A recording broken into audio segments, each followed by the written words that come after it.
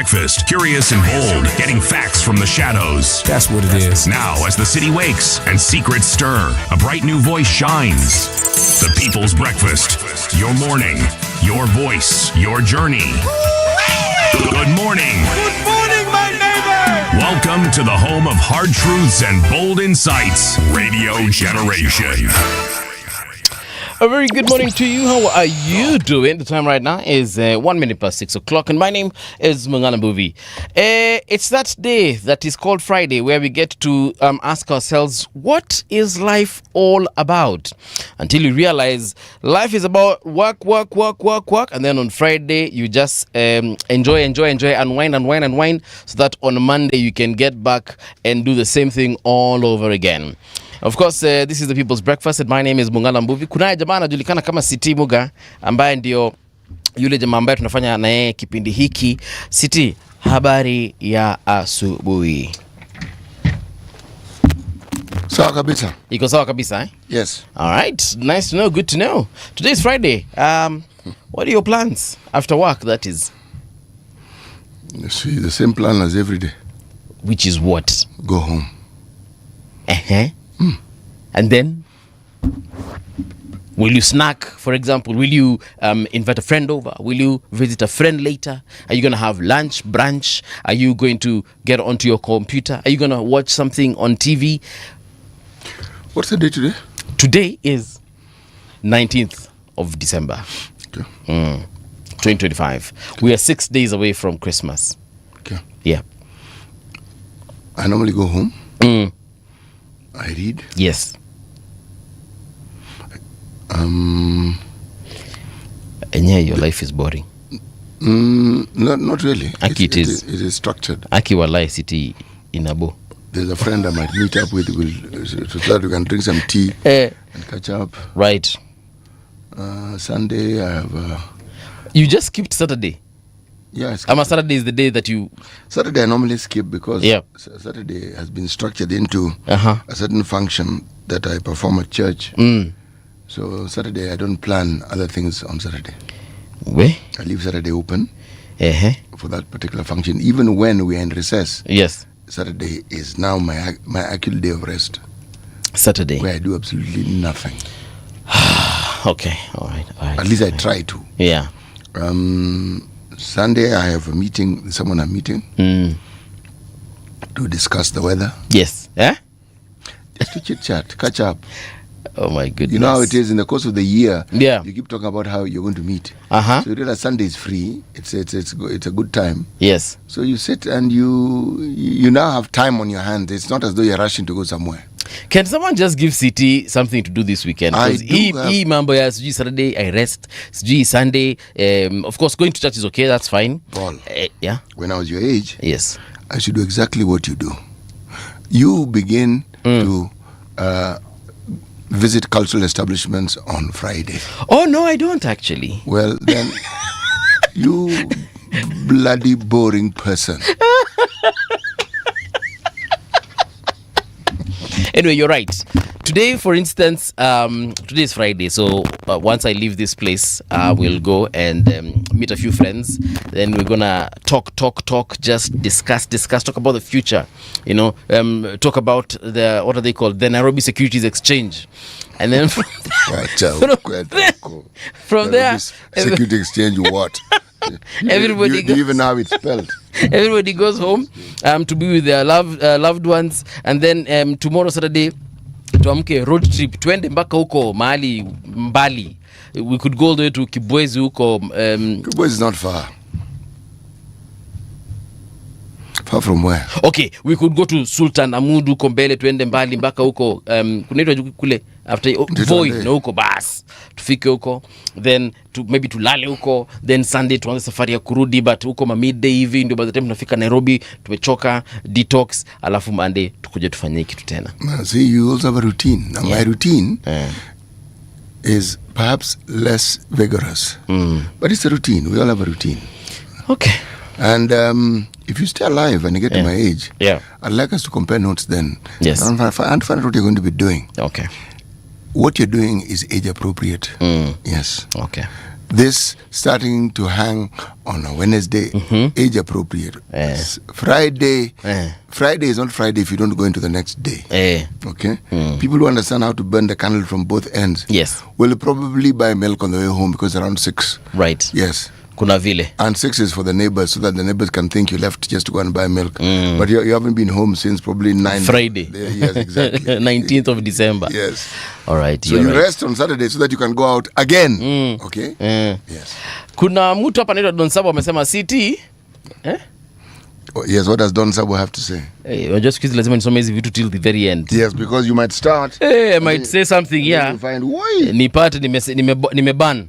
All right, Don Sabo amesema CT, there seems to be a very clever and calculated move to turn all basic needs into cash minting schemes to meet the contractors' foreign debt, politicians' salaries, etc. Movie state a basic need. Food is a basic need. Clothing, shelter. Nowadays, the internet is a basic thing. By the way, tell Don Sabo what you want to hear. Rave is a basic need. Exactly. Rave. Lazima to rave. Yo muhimu sana. Tupac Shakur amesema batoto ba radio generation. Tupac karibu tena sana. Leo bado tuko kule Republic du Congo. Festy Royals anasema hii pia lazima nisome yote mpaka mwisho. Here we go. Hello, good people. Movie, until you reach a certain age, I promise you, your kids will also tell you, Daddy, your life is boring. What you find boring to some is peace and joy. First, you're very right. You're actually very right. Douglas Kibugog amesema, morning City, Mbuvi and Edna. City, Mbuvi wants you to live the Gen Z lifestyle. You might meet with your grandchildren enjoying a glass of wine. And what is the problem? Kwani, this guy, how old does he think? I'm 300 years old. The point here is, he's saying that, when you go to the club and then you meet these youngings, they'll start looking at you like, hey, what is grandpa doing in the club? Actually, the looks would be appropriate. What on God's earth am I doing in the club at that point in time? But what is the problem? Can't grandpa enjoy a glass of wine or two? Go and hang out with other grandpas. Apana. Those grandpas are the ones who die mapema because they don't enjoy life. When you start going to nightclubs at my age, yes, and that person is quite right. Yeah. And it's either people who are the age of your children, or if you married really, really early, it could be your grandchildren. Yes. That one, if somebody refers to you as a dirty old man, they will not be wrong. Yes. Yes, because what on earth are you doing there? I mean, sincerely. Yeah. There are places where they play music at night and you can go to those ones. But these boom, boom, tough things that your people and those slightly younger than you go to, that is age appropriate for those people. It is good. There's this music called Gengeton. I don't know if you've heard of it. I'm sure you've heard of it. Maybe I've heard Gengeton. I didn't know it was called Gengeton. So kuna wasanii wanaitwa Sailors. Unfortunately, one of their members died sometime this year. But they used to, when they were really, the in thing. Do you know their music? Even I was having trouble relating. And yet... Why? Sikuwa naelewa vitu wanasema, lakini ukiona majenzi vinyo wana dance to that music, I'm like, oh my God, I've just become my parents. Because my parents would listen to the music that I like and they'll be like, what are you listening to? What are these people singing? What are they saying? Yeah, so I have now become my parents. Oh, you've experienced that as well? No, yes. And I'm like, what are these? What is all this? Then now there's another version of Get On. It's called Urban Tone. It's even now worse. Hiyo sasa hata wachana nayo. That kuchungu you're talking about is intense. Wachana nayo. They have taken the music that I used to love. They have made it their own. That was remix, bro. Sasa wanai remix. Okay, they wanaita sampling, which is also right. But yes, wamechukua the music that I used to love, and they have sung and put in their own lyrics. Good. And it actually sounds good. Let me not lie. It really sounds good, but I don't relate. And then sometimes I'm in the club, and then that song is played, and I'm like, oh Jesus, no, this is no. But yeah, it is what it is. Polite tall guy amesema, good morning all from Nakuru. We listening. Polite tall guy, welcome to the People's Breakfast City. Leo being 19th of December. In 1986, the Soviet Union launched the modular space station Mir, which operated for 15 years. 1986, again, Soviet Union launched the modular space station MIR or Mir, which operated for 15 years. 1917, the first games of the National Hockey League, NHL, were played with both Montreal teams winning their opening matches. And then in 2009, James Cameron launched a film called Avatar, which premiered, becoming the highest grossing film ever. Do you know Avatar? The movie series called Avatar. Yeah. Have you watched it? Those blue people. From a distant planet. Yeah. Absolutely lovely. Now, I think, was it last year or the year before that, they released the second Avatar called Way of Water. And then now, I think either next year or the year after that, they're releasing the third installment. I think it's called, oh my goodness. Doesn't matter. We will. Interesting movie.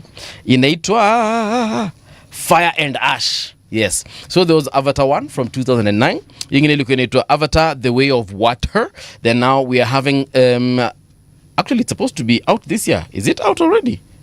Oh my goodness. Fire and Ash. Yeah, awesome movies. Absolutely lovely. Tupatie methali ya leo kutoka Republic du Congo. This one you will like, huh? It's a nice and lengthy one. You know, the problem is I'm often spoiled for choice when it comes to these proverbs. Yeah. So I'm thinking, which one should I mention? But this one I like, okay? Because it's very metaphoric, okay? Okay. The mouth of an elder may smell, but it produces words of wisdom. Okay. The mouth of an elder. Yes. May smell. Yes. But it produces words of wisdom. Words of wisdom. Okay, now the version that you're waiting for. Twende kazi. I'm like a baby, I'm like a child. Yeah. Monoko ya mokolo. Okay. Elumbaka solo. Kasi. Elobaka maloba ya malamu. You hata nimeshasahau. No, it is all right. Yes. That's the whole point. Yes. And that's why I'm reading it, because I haven't memorized it. Yeah. Okay. You want me to repeat again, I'm sure. Please do. One more time. Manoso ya mokolo. That's it. That's actually good. Monoko ya mokolo. Okay. Elumbaka solo.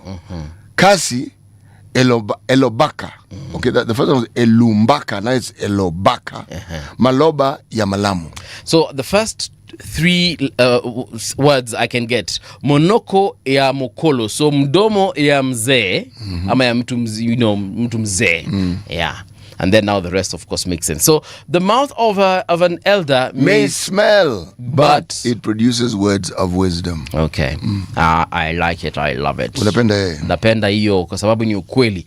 Huo mdomo unatwanga mambo mengi kwa sababu unaongea kile akili ama ubongo unafikiria. Right. Yeah. And of course these folks usually have lots and lots of wisdom. Right. They tell you things. So you can present, like I used to present problems to my late grandfather. And he would give me solutions and I was like, how on earth did you think of that without even using AI? He is the AI. Yeah, he is the AI. You know? AI doesn't create knowledge. It gathers what is available. Yeah. And that's what it presents to you. Now, the advantage AI has is its ability to access data, information from as far as you can imagine and bring it to you in one fell swoop. Yes. And like I was saying, you know, this old people, because of their life experiences, they know much more than we know, even with our advent of Google and searching everything. And those old folks are Google. Yes, they are the Google. Google gets knowledge from them. They started off by being a library. Yeah. And then they became Google. Now they are AI. Yes. Sawa. Asanta kwa maneno hayo ya maarifa, sababu yametusaidia tena sana. What do we do now? We get into radiogeneration.co.ke. Are you following? Are you new here for the first time? Well, we have this amazing website. Once you check it out, you will never want to look at any other URL. It is radiogeneration.co.ke. That's where you'll find all the trending stories that have been making headlines for the last couple of hours. DPP directs new inquiry into death of gospel singer Betty Bayo. Tanya Wanjiko has given this story to us 29 minutes ago. Let's see what it's all about. Fresh questions surrounding the death of gospel singer Betty Bayo have prompted the Director of Public Prosecutions to order a new investigation barely a month after the artist was laid to rest. The move comes after her family formally challenged the account given about how she died. Through a letter issued on Tuesday, the DPP instructed the Director of Criminal Investigations to reopen the case and examine the circumstances that led to the singer's death. Detectives were directed to complete the probe and submit their report to the prosecution within 7 days. The renewed investigation was triggered by a complaint filed on December 9th by the singer's mother, Joyce Wairimo. In her letter, she asked the DPP to initiate an inquest, saying the events leading to her daughter's death were unclear and had left the family with many unanswered questions. Now, from what I understand, because I really didn't follow this story, but now I'm feeling like I need to, because there's so much being said, and I'm like, because we understand that she died from leukemia. She had gone to a private hospital before, and then she was taken to a public one, because from the private one, they discovered that perhaps this situation can be handled better in a different institution, because also the family, from what I heard again, insisted that ni kama hapa mtoto wetu ama mtu wetu hapati matibabu yanayofaa. Kwa hivyo sisi tungependa tumtoe hapa, tumpeleke mahala pengine, perhaps hata mahala ambapo pako cheap kidogo. So she was moved from this private hospital to a public one. And then she lost her life at this public institution. So why there needs to be an inquiry is, what are they alleging, that one of these institutions did some negligence? Are they insisting that the family members that handled her did not handle her well? What's not happening? Stories such as this one, stories of this particular nature, I prefer to let them evolve a little more. Because when they evolve, then I get to know more. Yeah. And then I'm able to form an opinion this way or that way. Yes. Wairimo, now the mother of Betty Bayo, Wairimo disputed that account in her petition, stating that her daughter had not shown signs of serious illness before being hospitalized. She told the DPP that the death occurred suddenly and that the family suspects there may have been foul play. Okay. Was an autopsy done? Now here is where the autopsy issue arises also. Concerns were also raised over how matters were handled after Bayo's death. According to her mother, the family was never allowed to see the autopsy report, and the burial was conducted quickly, raising fears that important details may have been concealed. The complaint further accused hospital officials and other parties of blocking access to medical records and information on the care Bayo received before she died. Wairimo said the lack of openness has only deepened the family's doubts and strengthened their demand for an independent probe. Okay, so here a couple of things. Number one, access to medical records. Not all family members clearly got this particular record, and her mother is perhaps one of them. And why would they block her from getting this kind of information? As I said, these are things, there's so much information that one hears. Yes. Again, this way and that way. Let the investigations begin. Yes. We will follow it, because we will get to know what it is that they have found. And then we ourselves may be able to perhaps correlate what we've read, what the findings are, and then come up with what we think may be the way forward. But from everything I've heard so far, the family have a problem because there isn't clarity into the death of their kith and kin. That seems to be the main beef. There are things they're not certain about. But here there's the issue of her. Okay, there are several people involved here. There's the ex-husband, Kanyari. There is the widower. I think he's called Tash. Sasa hapo kwa Tash sana, and this is just me from what I have heard, nasikia hapo kuna shida kidogo. As I said, these are things that we will get to understand with the passage of time. The thing about an investigation, you then go into the details of some of the things we're talking about. Questions are asked and answers that we had previously probably not been privy to, we'll now get to know. But as of now, the situation as you've described it is what it is. And clearly it's a situation that requires further inquiry. Yes. All right, let's check out another story. One thing I know, though, about people going to hospital, whether they were sick or not, I have a relative who once walked into a hospital akiwa mzima kabisa. So you thought? Yeah, actually, yeye alikuwa amepeleka mtu mwingine hospital. So you thought. Yeah. So when he got to the hospital, he just told he told the medic that he found there after now because alikuwa amepeleka mtu mwingine, when this other person was treated, told the doctor, by the way, I'm feeling like this like that. Doctor of course asked a few questions. Okay, so you are okay, you know what, let me just give you this injection, you will be okay, and then you can come back later if symptoms persist. This is someone who had not even intended to be treated, was taking another patient to hospital, but ended up telling the doctor, by there's this thing. Then the doctor was like, okay, fine, shika, sindano, twa. No sooner than that injection pierced the vein, person died. So you can walk into hospital ukiwa mzima, lakini no, ukiwa unadhania ya kwamba wewe uko mzima. Halafu Mungu anafanya ile kitu. UN Special Advisor warns of possible genocide in Sudan after Nairobi consultations. Possible? Yeah. What is he talking about? Or is it a she? It's actually a he. It is Chaloka Beyani, Special Advisor. But people, I mean, that has been happening. He's talking about it. It might happen. It has been happening, man. But you know, City, you need to understand that it is his work to actually make such statements. As we already know the obvious. It is my work to also exclaim loudly and ask what on God's earth is he talking about? Has he not been following the problem in that country? Can I read it now? Yeah, by all means, read it. All right, thank you. The United Nations Special Advisor on the Prevention of Genocide, Cholaka Beyani, has raised alarm over the escalating conflict in Sudan, warning that parts of the country face a serious risk of genocide and amid widespread and systematic attacks on civilians. I had to finish that sentence, Stop reading it, man. But this is still news. Do you know how long this has been happening in Sudan? Yeah. Does he know how long this has been happening? How old is that news? This news that you're reading? December 19th. It has been posted this morning by Bradley Bosire. Let's take the view that it was probably written earlier. Yeah. No, he was addressing the conference yesterday. Now, then leave that. Stop. Don't read it. Find something else to talk about. He addressed the conference yesterday in Nairobi, Kwanza. My friend, what has been going on in Sudan is heavy stuff.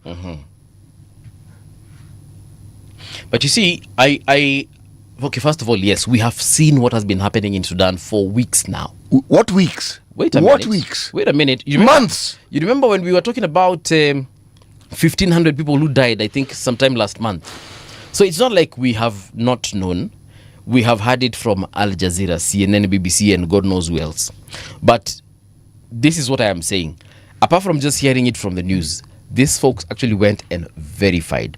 Because there's a part where he says, verified information indicates that both SAF and RSF have deliberately targeted civilians.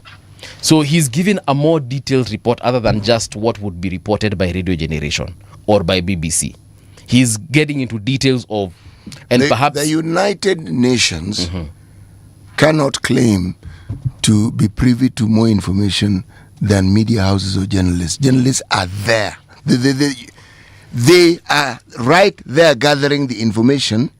And part of the reason why certain media houses have the sterling reputation they do, because over time, they are credible. The word credible is used with the information that is given. Where you are right is that he has a job to do and is doing it. He's giving us information that is stale. This situation has been pertaining in Sudan for quite some time now. Yes. Because, you know, he he just can't also wake up one morning just because he has also watched it on CNN. Paul, change the story. Or that. No, wait, I do not want to hear this guy's opinion on this particular matter. Funga masikio niambie I'm not going to funga masikio. Lakini City, cheki, unajua, ni sawa, I get your frustration and your anger, but he has a job to do and he's doing it. So that when he's actually talking about... He's doing it badly. So that when he says 1,500 people have died, perhaps even has names, Kimani, Njoroge, Mbuvi, Karanja, and everyone else. Not just say 1,500 people have died. He needs to know where have they died, where they came from, who they belong to. Were they foreigners? Were they locals? Were they a mixture? I mean, let's fault them if nothing is done about it.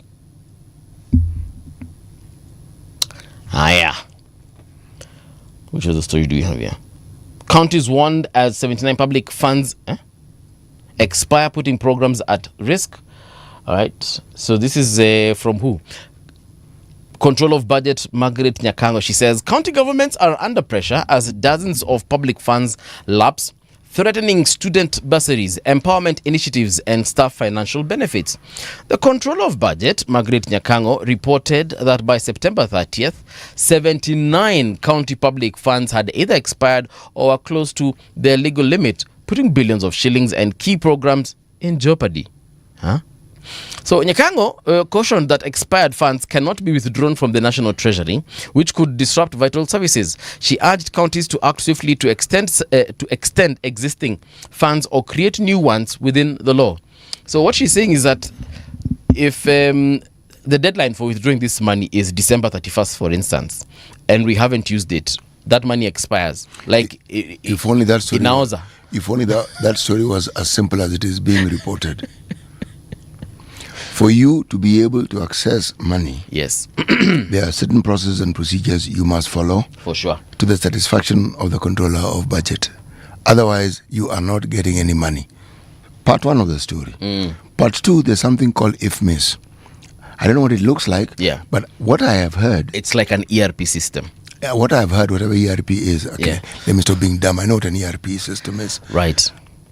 The stories and the sagas around it, it is not open, it is open. It opened at midnight, it is not working.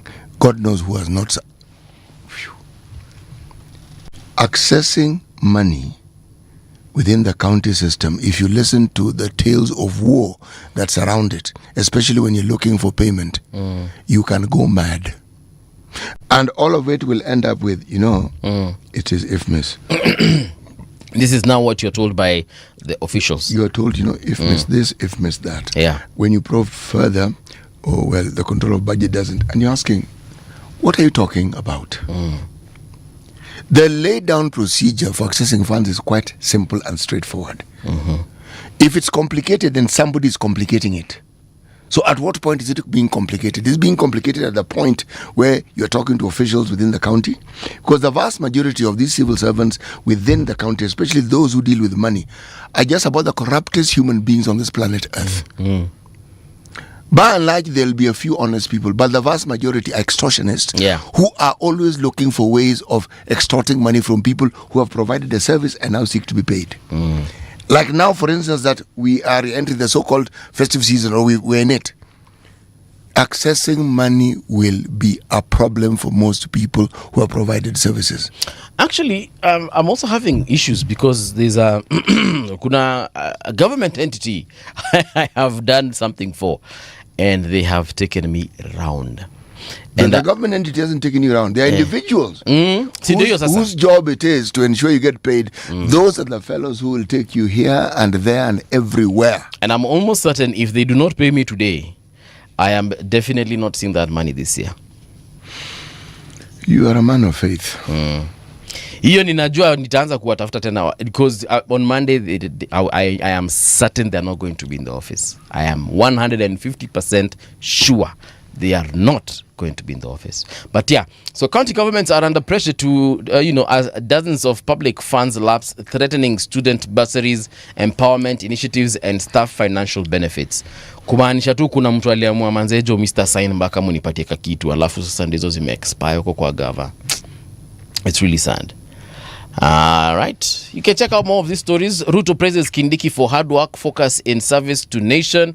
SHA aka SHA appoints more officers to boost payouts. You can also check out President Ruto unveils land and climate focus in minority rights policy. Cabinet approves policy on minorities and marginalized communities. Last but not least, you can check out this issue. There's a story conversation we had here yesterday by day. Halima Ali, she's an advocate, also gunning for one of the LSK positions within Nairobi. Governance, not promises, will decide Kenya's... She's an advocate who specializes in the management of natural resources. That must be said. Right. Yes. So governance, not promises, will decide Kenya's sovereign wealth fund. Also, the story is right there on our website. That is radiogeneration.co.ke. Check it out. You'll actually be shocked at how entertaining and informative it is. Right now, though, let's do a little bit of traffic update, right? Traffic. Tukiangalia barabara za Nairobi, tukianza na hii barabara kuu inajulikana kama Ngong Road, iko sawa kabisa, lakini kuna sehemu kidogo ambapo kuna pockets of traffic. For instance, the Junction Mall, as you're heading into town, and then you drive all the way to Kilimani. This is Ring Road Kilimani, traffic. Then you head on over to, where is this now? Yeah, basically wherever you find a junction and a roundabout, you'll find traffic. Then of course, as you get into the CBD, from the August 7th Memorial Park roundabout, that road, the entire network from there is just bumper to bumper. So that means if you're heading towards areas like Pumwani, Kumeshikamana, Landis Road, pockets of traffic as well. Zoom out to Mombasa Road. Mombasa Road not looking bad at this particular hour. The only issue I'm saying here is Imara Daima. Na hiyo ni kwa sababu kuna stage hapo, but the road generally is clear. City, I think people are now getting into holiday mode because traffic is not as busy as it was yesterday. Yeah, okay, maybe something has changed today, I don't know. But it'll keep changing. Yeah, let's wait and see also how Monday it will look like. But yes, I'm looking at Airport North Road, no complaints whatsoever. Tukiangalia sehemu za Doni huko Outer Ring Road, also looking good. Somewhere I would expect traffic today, actually looking very good. Yeah, if I zoom out to this place called Mombasa Pwani kule Mwambaje, leo acha niangalie sehemu tofauti. Come on, what are you doing? Yes, I'm looking at this area called Shimoni. Where is this? Is this even Kenya? Shimoni is in Kwale. Oh, yeah. Really? There's a place called Shimoni here in this country? Yes, it's in Kwale County. Naona mko sawa kabisa. A place called Ramisi, hiyo barabara yote iko nywe. Kwale. Yeah. There's a Funzi Island. We have an island called Funzi. Kwale. Okay. Funzi Island looking no complaints. Gurueni kule Kikoneni pia naona mko sawa. Godoma hamna shida yoyote. Barabara ya Bagweti Cheti. Bwaga Cheti. Salala. Sasa nyinyi mko sawa kabisa, hamna shida yoyote. Those are rural areas you're referring to, you know? Ndio maana hakuna traffic? Yes. Okay. Yeah. Fort Jesus looking good. There's this place called Membetayari. This place always has traffic. I don't understand. Would you be knowing what happens around this place? Chock-a-blocked. Yeah. There's a market at Membetayari. It is more or less like the central focal point for many matatus. Yeah. There are three. There's one at the Likoni Ferry. Yes. There's Membetayari. Nam. And there's a lot of retail businesses around Membetayari. Yes. So it means, one, there are very many people. And if there are very many people, and many people board matatus at Membetayari, so there will be a jam. There's a jam of people and vehicles follow. Sawa basi. That's your traffic update. Anything you think I should know? Holla at a brother. Traffic on Radio Generation. Let's check out this thing called the papers this morning, and we shall start with the Business Daily front page. They're saying CMA queries EABL over Diageo exit bond timing. So the questions around the brewer closed at 16.8 billion bond as a parent sold 65% stake. Regulator asks firm to clarify proximity of the two deals. So. Captains of industry take stock of 2025 highs and lows. So we do have Nelson Kuria there. Uni mdosi wa CIC. Rebecca Miano, of course, CS. Ken Joroge. Then we have Paulina Lanko, Esther Ngari as well. These are folks leading several industries, and they take stock to tell us exactly what's happening where. In my view, the more important issue is not Diageo's exit. It is Asahi's entry. One of Japan's largest brewers has taken a major bet on Kenya. Well, kwani kuna shida gani? It's not only big in Japan, it is big in Southeast Asia. Yeah, but is there a problem? So we have even I see no problem European whatsoever. Companies coming here buying stake and moving on. When you hear the word problem, or as if it's being stated by anyone that is a problem, then the question you have to ask is who considers it a problem? Well, the regulator CMA, Capital Markets Authority, are asking, okay, So the Capital Markets Authority, CMA, it is their job, has queried and pushed East Africa Breweries Limited to explain the brewers' raising of shilling 16.8 billion through a bond and the announcement of the exit of the parent firm within a span of 35 days. Now, the brewer closed the multi-billion shilling bond on November 12th, and its parent firm, Diageo, announced Tuesday that it had agreed to sell its 65% stake in East Africa Breweries to Japan's Asahi Holding for 2.35 billion. That is 303.5 billion. That's good money. Kenya extends term of SGR loans to 2040. So wait, so now that, because when Diageo came in, they brought in a lot of their products to the company, to the country. We're enjoying some fine whiskeys here and there. So does it mean that now we're also going to have some fine stuff from Japan? Are we going to have Toriki Tocha? Why are you so impatient? I'm just asking. This is me thinking out loud. You are impatient. What you do, since you're a man who lives on the internet, Google the company. Yeah, and see what they sell. Then you will know. And your see, question will be answered. And see if so this business of you trying to figure out what is available in the public domain. Yeah. Read. Or see if shall have arigato gozaimasu Taska Lager.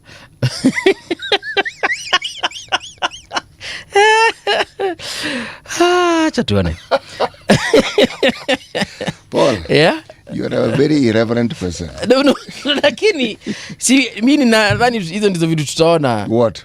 Tuone a few drinks here called Toyota or Nissan or Mitsubishi, or a Honda. You never know, bana. Tutaanza kuzua vitu tam. States exclusive fertilizer contracts cut 200,000 jobs. Bankers push for pay relief amid payslip squeeze. Kenya seeks to hasten release of 96.7 billion fresh World Bank loan. The Star has decided to say person of the year is none other than Raila Amolo Odinga. The Star has posthumously named Raila Odinga its person of the year 2025 for profoundly shaping Kenya. See the entire story on page 4 and 5. Paleju, we can see Nairobi gave him success. Now he's giving his fortune. Pankaj Shah, tourism business feeding school children in slums. That story is on page 2. And then on page 7, Gisharu, from high school DJ to founding Mount Kenya University. Yeah. And he's also a media mogul. He's a guy who owns Cape Media, right? I wouldn't know. I'm telling you. You worked there, haven't you? No, I haven't. Why not? What do you mean, why not? Because I'm here. Yeah. But Maganga used to be there. Maybe she will tell you a thing or two. But anyway, over to you, City. Right. You have looked at the Business Daily. And the Star. Okay, let me look at the Standard newspaper. There aren't very many stories. There's just one huge bang in the middle of the paper. State largesse. Following last year's Gen Z protest, William Ruto... let me start again. Following last year's Gen Z pressure, President William Ruto announced new austerity measures on July 5th to cool public anger. He suspended plans to hire chief administrative secretaries, that is CASs, all right. Cut the number of advisors, really. Scrap the budget lines for the office of the First Lady, the Deputy President's spouse, and the Prime Cabinet Secretary's spouse, and pledged to end confidential budgets in executive offices while auditing public debt. A year on, the Controller of Budget reports a different picture. State House alone spent 4.5 billion in just 3 months. Whoa! July to September. The first quarter of 2025-2026 financial year. Expenditure in the 3 months, and then the Senate gives details. Executive Office of the President, State House, Office of the Deputy President, talking about salaries, domestic travel, foreign travel, hospitality, fuel, and other expenses. And they all have the same. State House then includes routine motor vehicle maintenance, insurance, utilities, rentals of produced assets, whatever those are, and other expenses. Right. Other expenses, goody. And other expenses, the amazing thing is just how much it comes to. Other expenses, in this case, 3.1 billion. Well, when you consider that we lose 3 billion a day, so that's $1 billion a day's loss in terms of what we lose per day. So it's not too, contextually, it's not too much money. Only problem is it's against a backdrop of people who don't know what they're going to even eat today. There are those who understand, because they didn't eat yesterday. So the day today is just as bleak as yesterday. Yeah. And there is need for these people not only to have assurances, but for them to have a life that is stable, and for them to be assured of a tomorrow and the day after. Yeah. Office of the Deputy President, same stories. Motor vehicle maintenance, other expenses, total spent, top spending ministries, education, 68 billion, defense, 48.9 billion, health, 21 billion, roads and maintenance and transport, 18 billion, labor and social protection, 16 billion, national treasury, 15 billion. Okay. Those are figures, and I have simply motored through them at a high speed. Okay. In the nation, none of the shattered dreams, none of the 47 counties have completed its units to close in 3 years. Okay. None of the 47 counties have completed its units close to 3 years later on. Now, what are we talking about? We're talking about industrial parks. And the headline in the nation, bang in the middle of the paper, is 5 billion shilling industrial parks scandal. What on earth are we talking about? President William Ruto's administration sold the building of 23 billion industrial parks as a magic wand to create jobs. 3 years later, with 5 billion gobbled up, white elephants are strewn across the country, and an extra 4.4 billion will be pumped in this year. I see. Okay. We would be having hundreds of youth working in those industrial parks as those responsible to act, because this is the real Singapore. I don't know what the heck this person is talking about. This is the real Singapore. Yeah, my idea was to industrialize the counties, but the vision was totally lost. You can't industrialize counties by building industrial parks, for heaven's sake. That's not how it works. The industrial parks can be built to meet the need of industry that requires a home to nestle in. So you don't build the home to nestle in when there's nothing to put in it. What were you putting in these industrial parks? Kwenye amesema nini? Ama amefanya nini? My idea was to industrialize the counties. Oh, okay. And I'm saying no. No. What do counties do?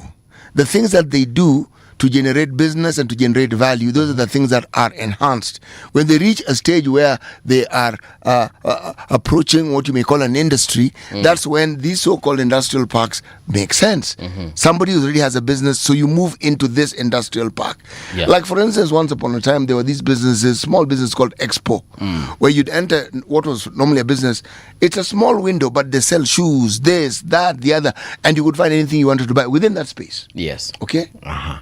When those grow, you can say we then need to move them into a bigger space because the business has demanded. All right?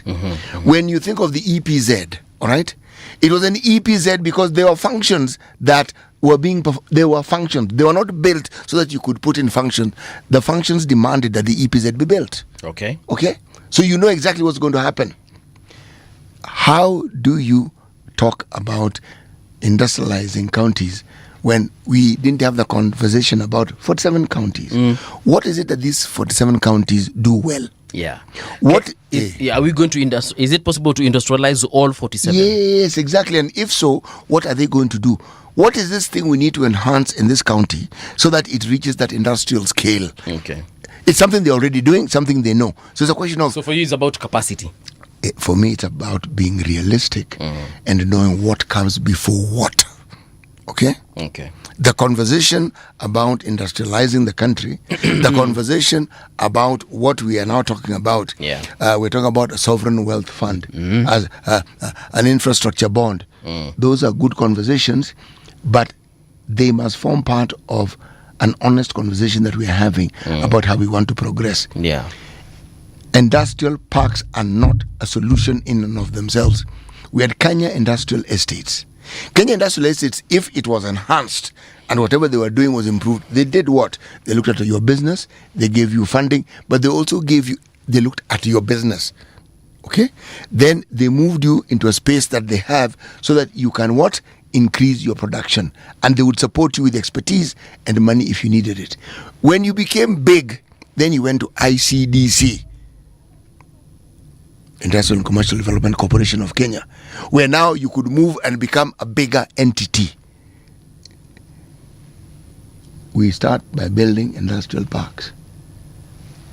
where is the structure, where is the framework within which whatever is in these 47 counties will grow? What's the story? You just want to build a park and then you assume, we tried this with the markets. Markets were built all across the country.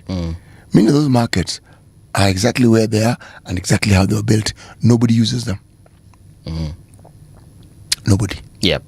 So, why are they being built? Si mtu alisema atawaletea mashamba. Markets. Si amezijenga. People need markets. That's why public participation was put in our constitution, so that you talk to people and explain to you where they would like the market to be. So you build it there. When someone promised that they will, construct markets for you, and then they construct them, whether you use them or not, is not. They can even do it on a mountaintop. Whether you decide to use it or not, hiyo ni shida yako. Haya, next. Set off top judge who dodged judiciary purge scored the first. Supreme Court Judge Mohammed Ibrahim, who died on Wednesday, was buried at Nairobi's Kariakoo Muslim Cemetery yesterday, ending a long legal career. This is a story on page 2 and on page 3. The vetting board's decision was that the most devastating moment of his life and the hardest part of his career in judiciary and legal practice. Okay? How top jury survived judiciary vetting and shaped legal practice. A landmark vetting review tested his resolve and shaped his judicial journey. Justice Ibrahim's resilience and integrity left an enduring mark on Kenya's judiciary and constitutional history. Okay? Yes, so he was buried yesterday. And then there's a piece on page 3 that has been penned by Philip Murgor, who was once our DPP. Justice Ibrahim was a judge who did not fear scrutiny nor resent criticism. Okay. Now then there's a story of how Supreme Court judge will be appointed. It's a story by Sam Kiplagat. It says the death of Judge Mohammed Ibrahim created a vacancy in the Supreme Court, but the law anticipates absence or vacancies that prescribes measured adjournment, rescheduling, minimizing paralysis of its proceedings. If a judge dies or otherwise unable to participate in matters already in progress, provision exists for substitution to complete outstanding judgments. Okay? And all this is found in Article 1632 of the Constitution of Kenya. And it says the Supreme Court is properly constituted for the purpose of its proceedings. If it is composed of 3 judges, there is no specific constitutional timeline within which the vacancy must be filled. The process is, however, guided by the Constitution and the Judicial Service Act. So, so this is fitting. Yeah. 2 whole pages dedicated to Justice Ibrahim Mohammed in The Nation. Did you look at the Nairobian? I haven't looked at the Nairobian. I will leave it to you to look at. Bring it, I look at it now. So the Nairobian, this is the stab one. All right, the Nairobian front page. Jirongo's life, money, power, and women. Ladies magnet is what they're calling him. Loved, loathed, and feared. Cyrus lived without apology. He loved openly, spent freely, and ruled fearlessly. He married 4 women and sired 38 children. Vowing to gather them under one roof, his relationships were never secrets, but statements. Declarations of power, excess, and defiant masculine bravado. We niulize aje juu siti ni watu wa age yako. He sired 38 with only 4 wives. We're talking about concubines somewhere. What does the story say? It doesn't mention concubines. It says 4 wives, 38 children. That is typically African. Yeah. First of all, in many African communities, we don't even count children. I know. So this is an average of 9 children per wife. This, my friend, is 38 children. Those are 2 different stories. Yes. He married 4 wives and sired 38 children. 2 different stories. One is he had 4 wives. Yes. That one we get. He also has 38 children. Right. That one we also get. Now you're asking for details. The details are not provided. So take them as 2 separate stories. Yes. 38 children. 4 wives. 4 wives. Niache story mingi. You don't do the maths. Don't divide anything. Yes. Just say the children are one entity. Yeah. Group of, yes. And the wives are another entity. Yes. Okay. Okay. Mambo mengi niache. You are it doesn't concern me. No, it is not your business. But if there's 2 communities actually that I know, Waluya na Wajaluo, munakuanga wale watu. Sisi. Munakuanga wale watu. Fearless. In funerals, it is actually abnormal not to see someone saying that this person, I have their child. No, it's not. It's not abnormal at all. It's normal, Yani. What I'm saying is, it is normal. Yes. What is abnormal is when no one shows up and you're like, kuna mtu amefungua kwa gate. Fungeni hizo gate, watu waingie. Yes, we on that particular subject, we are very similar. Yeah. Yes. Some of my Luo friends, bwana. Mtu ameenda akapanda tu kila mahali, akona maembe huko, akona machungwa huko, iko mapera mahali pengine huko, ameacha apples, iko mahali kuna hii nini grapes. It's just planting. Mbona hujataja avocado? Kuna mahali kuna avocado huko pwani. Crazy stuff. But I think you are the few people who are still populating the planet. Continuing with this, what is it called? Kitu tuliambiwa na Mungu, procreate and fill the earth. Hebu tuambie what Mungu told you. Maybe it's not the same as what he told me. Iko kwa Biblia. Alituambia sisi wote. Fill the earth. Fill the earth. Hey, you guys are doing it properly. It's good stuff. Power to you. There's no polygamy in Ukambani?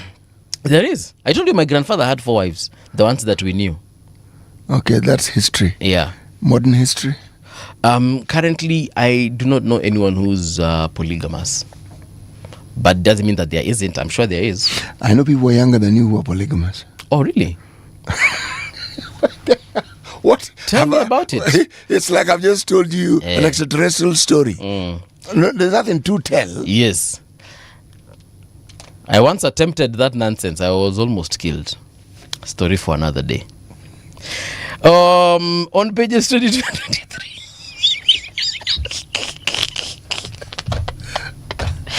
Hey! There's a way in which such matters are handled. I tried having that conversation. Clearly.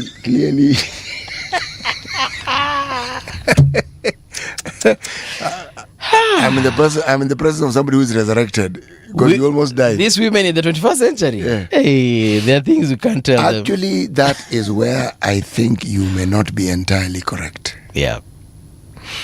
It depends on the community. Believe me. Polygamy is alive and well and kicking and thriving in the 21st century. Yes. We will, when we open the new year, Paul. Yes, sir. Let's look for people with whom we can discuss such interesting social... Polygamy, yeah? Yes, yes. It's important that we discuss because people already have multiple partners. Yeah. When we talk polygamy, we're talking about formalizing those partnerships. That's why it then becomes polygamous. Yes. Or polyandry, where you find a woman has more than one partner. Okay?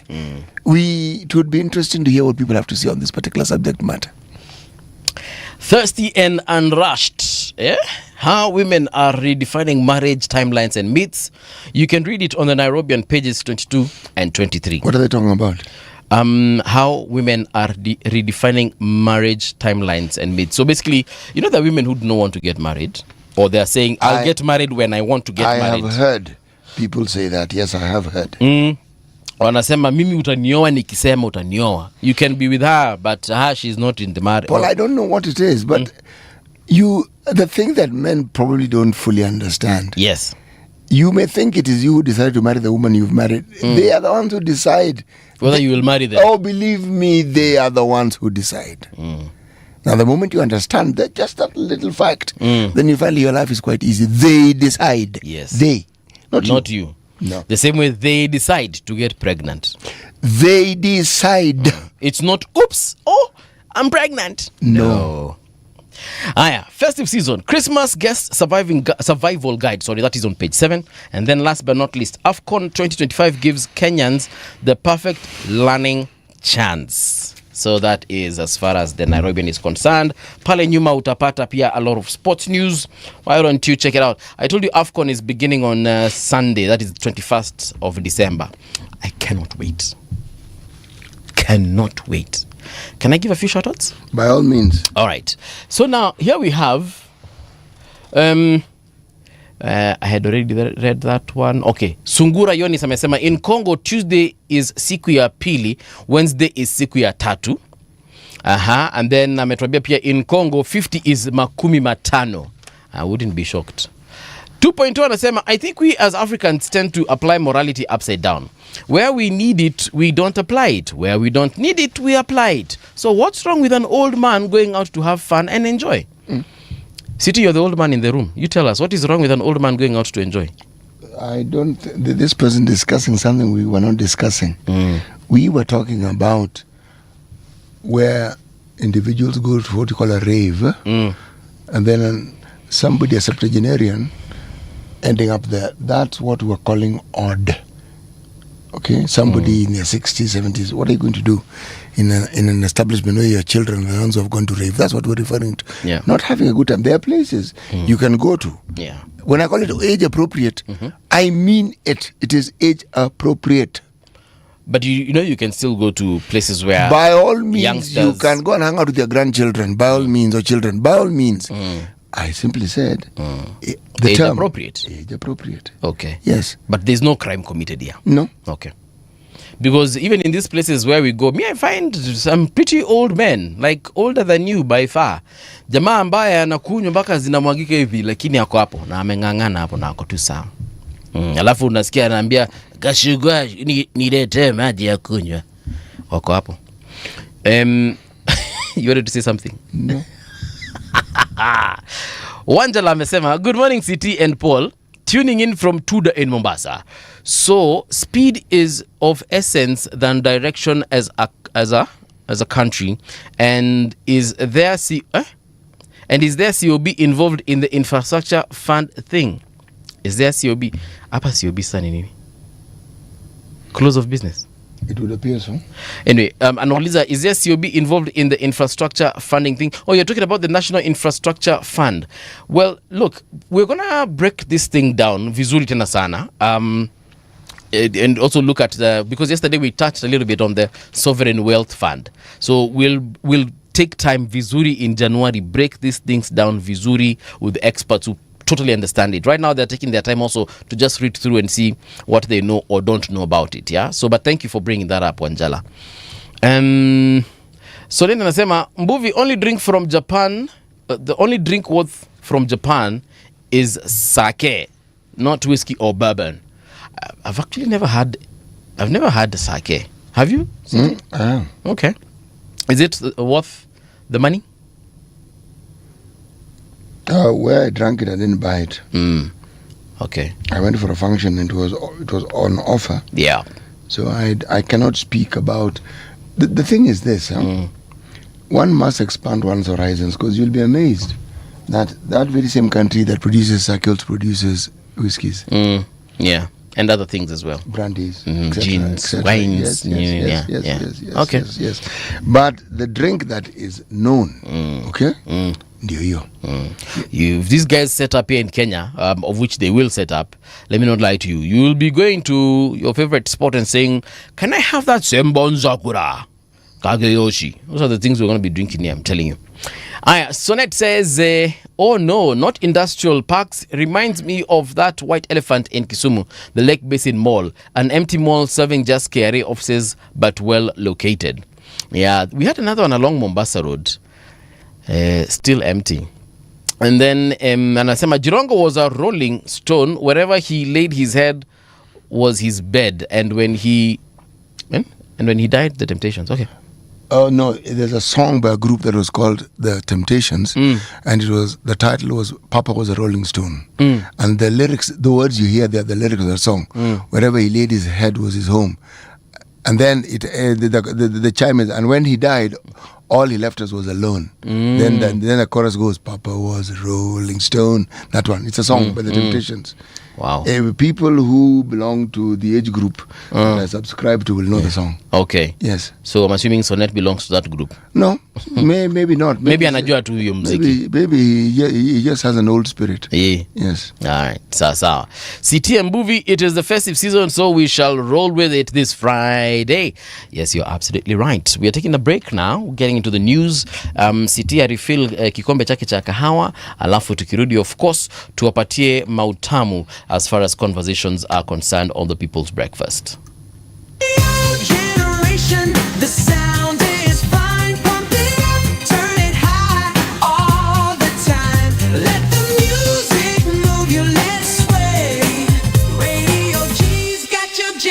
all day. Radio Generation, the home of urban soul.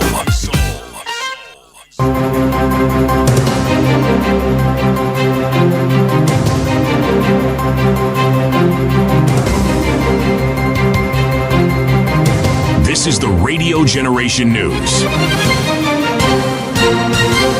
Good morning, I'm Winnie Maganga. A family in South Sea, Nairobi is demanding justice after a 9-year-old girl was killed in a hit-and-run incident involving a garbage truck. The incident occurred on December 16th in Mugoya Estate, where Aisha Faisal Mohammed was knocked down outside her home. Police say the case was reported at Langata Police Station. According to the family, the garbage truck driver fled the scene after the incident. Speaking to the press, the girl's uncle Abdullahi Ali Sheho said the child died on the spot, adding that the family is calling on security agencies and child welfare organizations to ensure justice is served. At about 3:30 p.m., there came a truck that was collecting a kind of garbage, and the mother of the daughter, the deceased, went to shop to go and buy. Now, the child was knocked by a car of registration number KAA 239U, and the child has immediately lost the life. Supreme Court Judge Ibrahim Mohammed was married on Thursday at the Kariakor Muslim Cemetery in Nairobi. He passed away on Wednesday afternoon, shortly after 4:30 p.m., just days before he was set to begin terminal leave ahead of his mandatory retirement scheduled for January 1st, 2026. The funeral was attended by former Chief Justice David Maraga, former Public Service Cabinet Secretary Justin Muturi, and other dignitaries who hailed him as a principled jurist devoted to justice and equality. He was one of those judges who was diligent in his work. As Mr. Kisi has said, and I can confirm and I can say that without any fear of contradiction, Justice Ibrahim was one man who never tolerated anything to do with corruption. He was a straight man, and he did his work very, very diligently. The High Court in Nairobi has stopped the DCI, ODPP, and other agencies from posting photos of 3 businessmen accused of land fraud.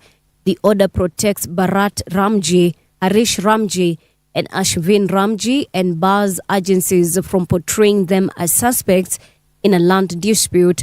The court says all photos and statements must be removed from social media and other platforms and will remain in force until March 11th, 2026. The trio moved to court seeking to restrain the DCI, the ODPP, and other respondents from publishing their images or issuing statements portraying them as criminal suspects.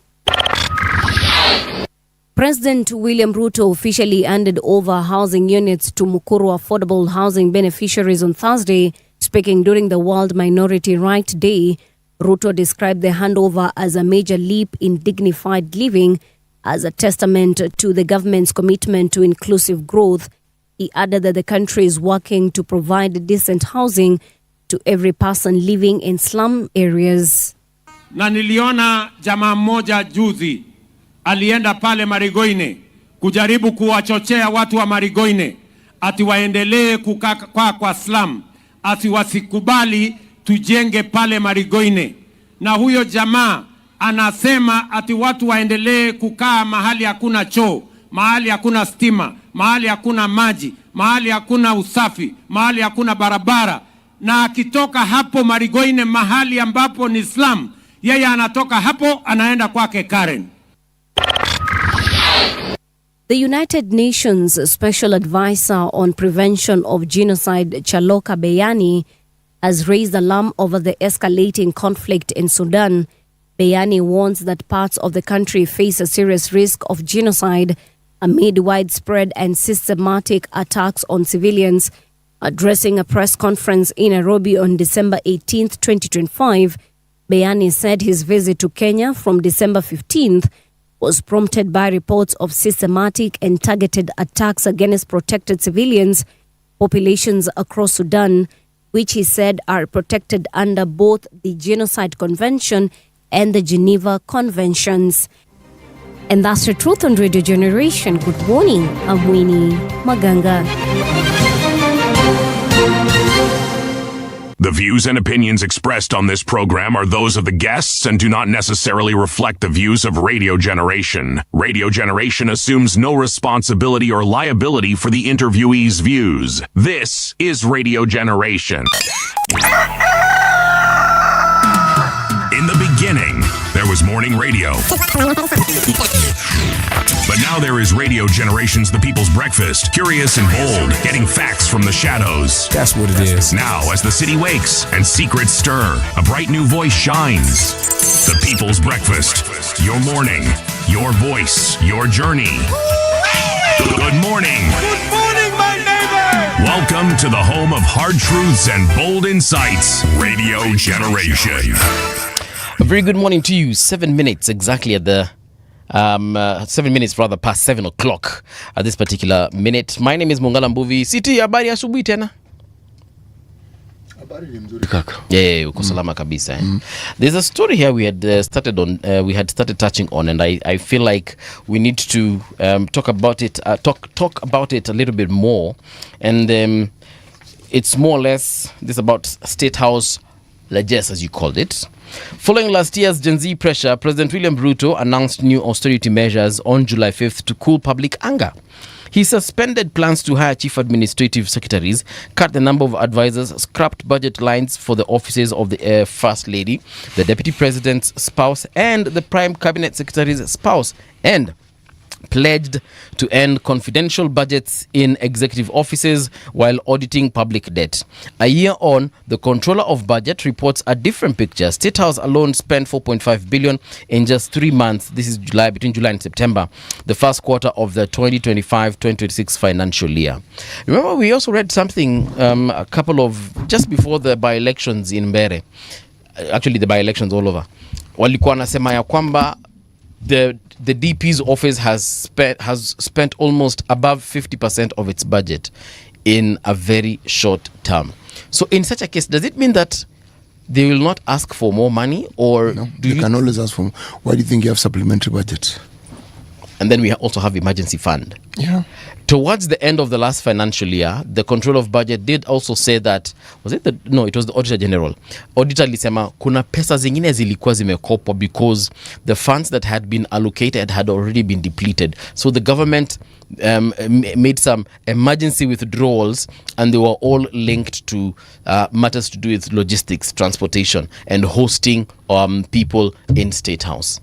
So here we are looking at an executive that has more or less almost depleted majority of the funds that they were allocated to spend over a period of 12 months.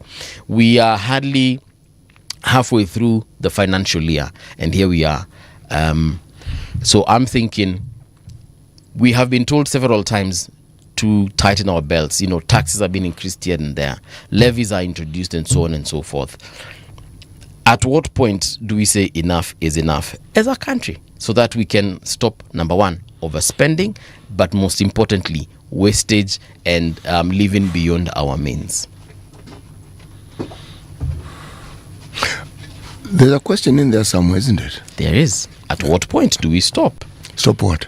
Overspending, but most importantly, living within our means. Because if we deplete budgets within the first half of the financial year, what are we saying about the remaining part of the year? Does it mean that now we will not see the president and the deputy president and the executive not moving around? Does it mean that watu wamekunywa chai ya kutosha na hivyo hakuna kukunywa chai for the second half of the year? Does it mean that all these empowerment programs we've been seeing are not going to be happening? Pertinent questions that will definitely need to be answered as we go by. So you can check that out on the front page of the Standard. But in this particular hour, we wanted to talk about The Kenya-US health deal, is it a hit? Is it a miss? Are there risks involved? And the cost of suspending it as well. So in studio, we do have the national chairman, Kenya Union of Clinical Officers, Peterson Wachira. Peterson, welcome back to Radio Generation. Good morning and thank you. Karibu sana. Asante sana for the good job you're doing. Asante. Actually, we usually get a free civic education and a lot of education here. Yeah. And it's good that you don't charge any tuition. Are you suggesting we start charging? No. That is not what he is saying. Yes. He started by saying it is a good thing that you are doing here. Yes. So in essence, he's saying continue doing the good thing. Yeah. He's going into the details of why it is a good thing. You do not charge. Yes. So when someone says you do not charge, right, they are not implying that you should charge. You should start. Yes. You Kenyans, you Kenyans and lovers of money. Like the government, we can introduce a levy. Yeah. Anyway, you are the government. But please, why don't you go with the accolades that we've been given? Yeah. No. Thank you. And bask in it for a little while. Yeah. Thank you so much, Peterson. It means a lot when someone actually acknowledges the efforts. No, you're doing a good job. Asante. Yes. Peterson, it's nice to see you. Nice to see you. Last week, I think it was, we sat with your colleague, Mr. Gibore. Yes. We spoke at length about some of the issues that are plaguing clinical officers. There's a strike notice that was issued, and it's taking effect on the 23rd. Are we still going to see you people on the streets, or something has been done in regards to that? No, definitely. It looks inevitable because... and I don't know the kind of leadership we have. The law says we are supposed to give a 7-day strike notice. You gave them 21. We gave them 21 and came out and explicitly said that the reason as to why we have given you 21 days is because we don't want to go on strike. We want you to resolve within the 21 days. After 7 days, realizing that they were still deaf, or tone deaf. We decided probably if we change the tone, they would hear us. Yes. So we went on the streets, shouting, picketing. We went to the ministry. What is the response we got? The CS went to one of the media stations in the evening and dismissed us and said we were too few, and some people looked like they were not health workers who came there. Instead of addressing our issues. Yeah. And do you know the issues we have with the Ministry of Health? The CS has no time to put a signature on a CBA. That is the only problem. That is the problem with the ministry. With the COG is different. But for the Ministry of Health, we have a CBA negotiated, concluded, approved by SRC. It is only pending a signature by the CS. For the last 3 months, since September, we demonstrate, we go there. He demonstrates that he now knows our issue because he said he had not seen before. But that was on 9th. Today is date 19th. Today is 19th, 10 days later. He has still not yet read our CBA so that he can sign it. So definitely what that means is that it is the CS who is interested in this strike. And I think we have indicated, because we really wanted to prove to Kenyans that as the government usually says that we are problematic, we love strikes, that it's actually not ourselves who necessitate strikes. Strikes are necessitated by the government. Yeah. And we have proven that beyond any doubt. Now, he had said before this interview that you've mentioned, he had said that he hadn't seen the document. Yes. But now you say that he acknowledged that now the document is available. It's just that he hasn't signed it. But still, even let's assume he hadn't seen, which I know is untrue. Between 9th and 19th, we have 10 days. Yes. How long does it take for him to see it? And it's the question then you ask, how long does it take to get a day to sign a CBA since September? Since September, yeah. It means that probably he doesn't want to. But the problem is, we have never been given any reason as to why it shouldn't be signed. They have never expressed any indication that there is a problem. Yes. And it's something that has all the approvals. You can imagine we are going on strike because... Of a signature. Of a signature. Has anyone within the ministry indicated that perhaps boss hataki kusign kwa sababu maybe there's a clause or something within that CBA that he isn't agreeing with, isn't for, or he's maybe waiting for something so that he can, like, has anyone within the ministry told you why this is not happening, the signature? No. This is a CBA that was negotiated before he came into office. Yes. He came at the tail end when it was already concluded. Mm-hmm. It was under CS Nakumicha and Deborah. Mm-hmm. It was chaired by the PS in charge of public health and professional standards, mm-hmm. and senior officials drawn from Ministry of Public Service Commission, mm-hmm. Treasury. Yes.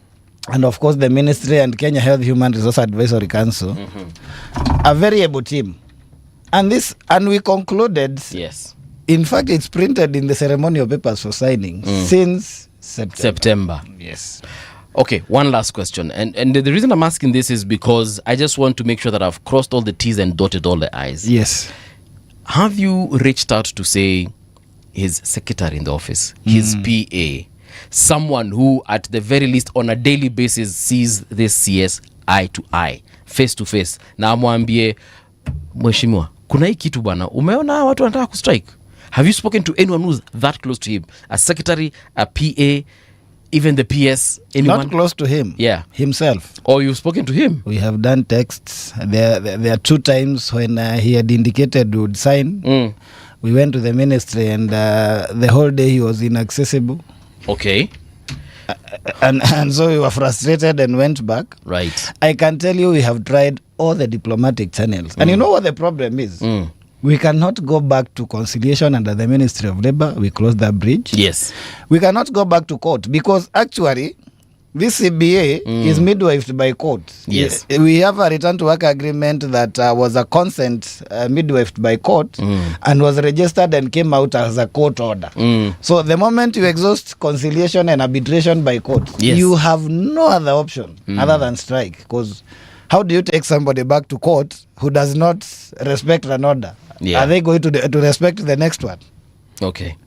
With the Council of Governors, the CBA is also pending the approval by SRC, but they are the ones who have delayed the whole year because we concluded in December and there was one pending issue on risk allowance. They were supposed to get approved from the SRC, but we realized they never actually submitted that. They have just submitted the other day to SRC for a whole year. And so there is a lot of negligence. And maybe a little bit of background. We have been denied CBA for the last 9 years. In 2017, you remember there was a protracted strike that involved almost all the health workers. Yes. And the end of it was a memorandum of understanding for us who did not have a union because we registered a union later. Oh, you didn't have a union in 2009? 2017, sorry. Yes, but it came in the same year. Okay. That is when we got it through the courts and through the streets. Anything we have gotten as clinic officers has been through the streets or through the courts. Okay. When we got it and signed an MOU, there were 2 outputs. One was a scheme of service, now called career guidelines, and number 2 was a CBA. So in 2019, we started negotiating and deliberating on the 2. We went on strike in 2021 and we were taken to court by both the Ministry of Health and the Council of Governors. So we were taken to court and the court ordered us back to work. We went back to work. Then we went to court and asked the court, you asked us to go back to work? We agreed. But you asked these people to continue negotiating, they have never. So in 2023, August, the court issued orders and directed that by December, we should have been done with the CBA. That did not happen. And that is what informed last year's strike that lasted around 4 months, more than 100 days. That is the longest strike in the history of clinical medicine since 1928 when we started training in this country. And the end of the strike was still through the court because they still we had an ongoing case. So they went there and the court said, you sit down, You come up with timelines on how you resolve these issues. You bring it back so that we register. Yes. So we entered into a return to work agreement on 8th of July last year. And it had very clear timelines. And it was an agreement that by 1st of October, yes, we should have been done with this CBA for both levels of government. So we met and negotiated and realized we couldn't, and we even extended to December. But then you can see after December, now the employers went quiet. They were unreachable. They didn't answer any correspondences. On promotions and redesignations, we were to use the career guidelines, which by then we didn't have. But luckily, because we had we were summoned by the Health Committee for Senate and National Assembly, and they directed PSC to issue the career guidelines. Yes. And PSC complied, and within a week actually after, we had career guidelines. Only later, for the Council of Governors now to even reject the career guideline, saying that it was not the role of the PSC. But I thank God, yesterday the judgment came out because we went to court, and the judge has reaffirmed that it's the role of the PSC, and now counties have to adapt and use that. Many other issues, including UHC and other contracts to be converted to PNP, recruitment of more clinical officers, yes, so that we can bridge the gap so that our patients do not have to have long waiting times. But now, that has not been respected, and the only time these people act, yes, is when you've written that you are going on a strike. And that is the problem we have in this country. So where we are today, I think the strike is inevitable. And I must say that we didn't actually want to go on strike, because we really thought that this was a fairly simple issue, that within the 21 days, if they wanted, all these things could actually have been resolved. Yes. And you know, you're not talking about negotiations. We are talking about, these are court orders. This is an agreement that is a court order. It spells how you implement it. Just implement it. Have you tried going over his head, like now to the president, for instance? We wrote to the president. Yes. Before the summit. One of the reasons as to why we decided to demonstrate on 9th is because on 10th there was a summit that brings the president and the governors together to deliberate on issues. I don't know if the letter has reached him. You know, sometimes it's hard for us to know. Yes. But there are two things they addressed there, which are part of strike notice. It may not be what we wanted, but at least there is a way forward if that is to be implemented. Though it didn't have timelines on UHC and Global Fund. They directed the Ministry of Public Service Commission, the Ministry of Health to sit down, and plus the COG to sit down and come up with a framework, yes, for seamless transition of those officers, which has been problematic. So I can say that was partly addressed, but the other issues have not been addressed. We have written to the president, we have written to the deputy president, we have written to the ombudsman so that they can intervene. We have written to the Ministry of Labour. Though Ministry of Labour has limited space, because once a matter has reached the court, it has gone beyond conciliation, then what can they do? Siti, let me ask you something, because you've lived on this earth longer than I have. You want to tell me that this whole issue, there are people who, like the president, the DP, the PCS, these people are actually watching this happening, and there's nothing they're saying about it. With reason. It's just that we don't know what the reasons are. Yeah. But there's reasons. What could the reason be? Like everything is ready to just... You have a PS who led the KMPDU. So he's not someone who is unfamiliar with the requests that are being made. Even as Peterson was speaking, I was thinking to myself, what really could be the problem? Because interns had a similar problem, similar in the sense that their problem which was not resolved. Okay. The bottleneck regarding health issues sometimes is the ministry. More times than the ministry, it is the COG. I don't know how that group of individuals think, but this is a service that was devolved to them. And I've observed over time how they go about handling it. It isn't approached in a collegial manner. It is either adversarial or is a top-down approach to an issue that actually should be discussed collegially. Yeah. This is what you want, this is what we can do. Yeah. What you want, we can achieve within the next 3 years, not now. So why don't we start with this and let's see how we progress. When you hear of statements that come out from the COG, Yes. they are combative. I have this is something I've followed over time, and I wonder, is it not possible to simply just discuss this thing collegially? The people you're talking to are fellow citizens. You know, they're not from some other country or some other planet, and they're not tourists, they're not visiting. These are people who provide a service in each of your counties. Yes. Okay? So, why is this combative, adversarial approach to this issue always there? Then you look at the ministry and you wonder. Sometimes I listen to the tone of this particular current CS. There's a point at which you feel this guy actually wants to solve this thing, then he changes his mind. So you're wondering, okay, so from the time he seemed to want to change it and now, what has happened in between? Who has he spoken to? Or what is it that has gotten in between this thing? Because he seemed willing. Yeah. And there's evidence that he has been willing to resolve these things because the matters I mentioned regarding interns and the others that were related, you could not say, some of them have been resolved. Yeah. You don't hear of the clamor anymore.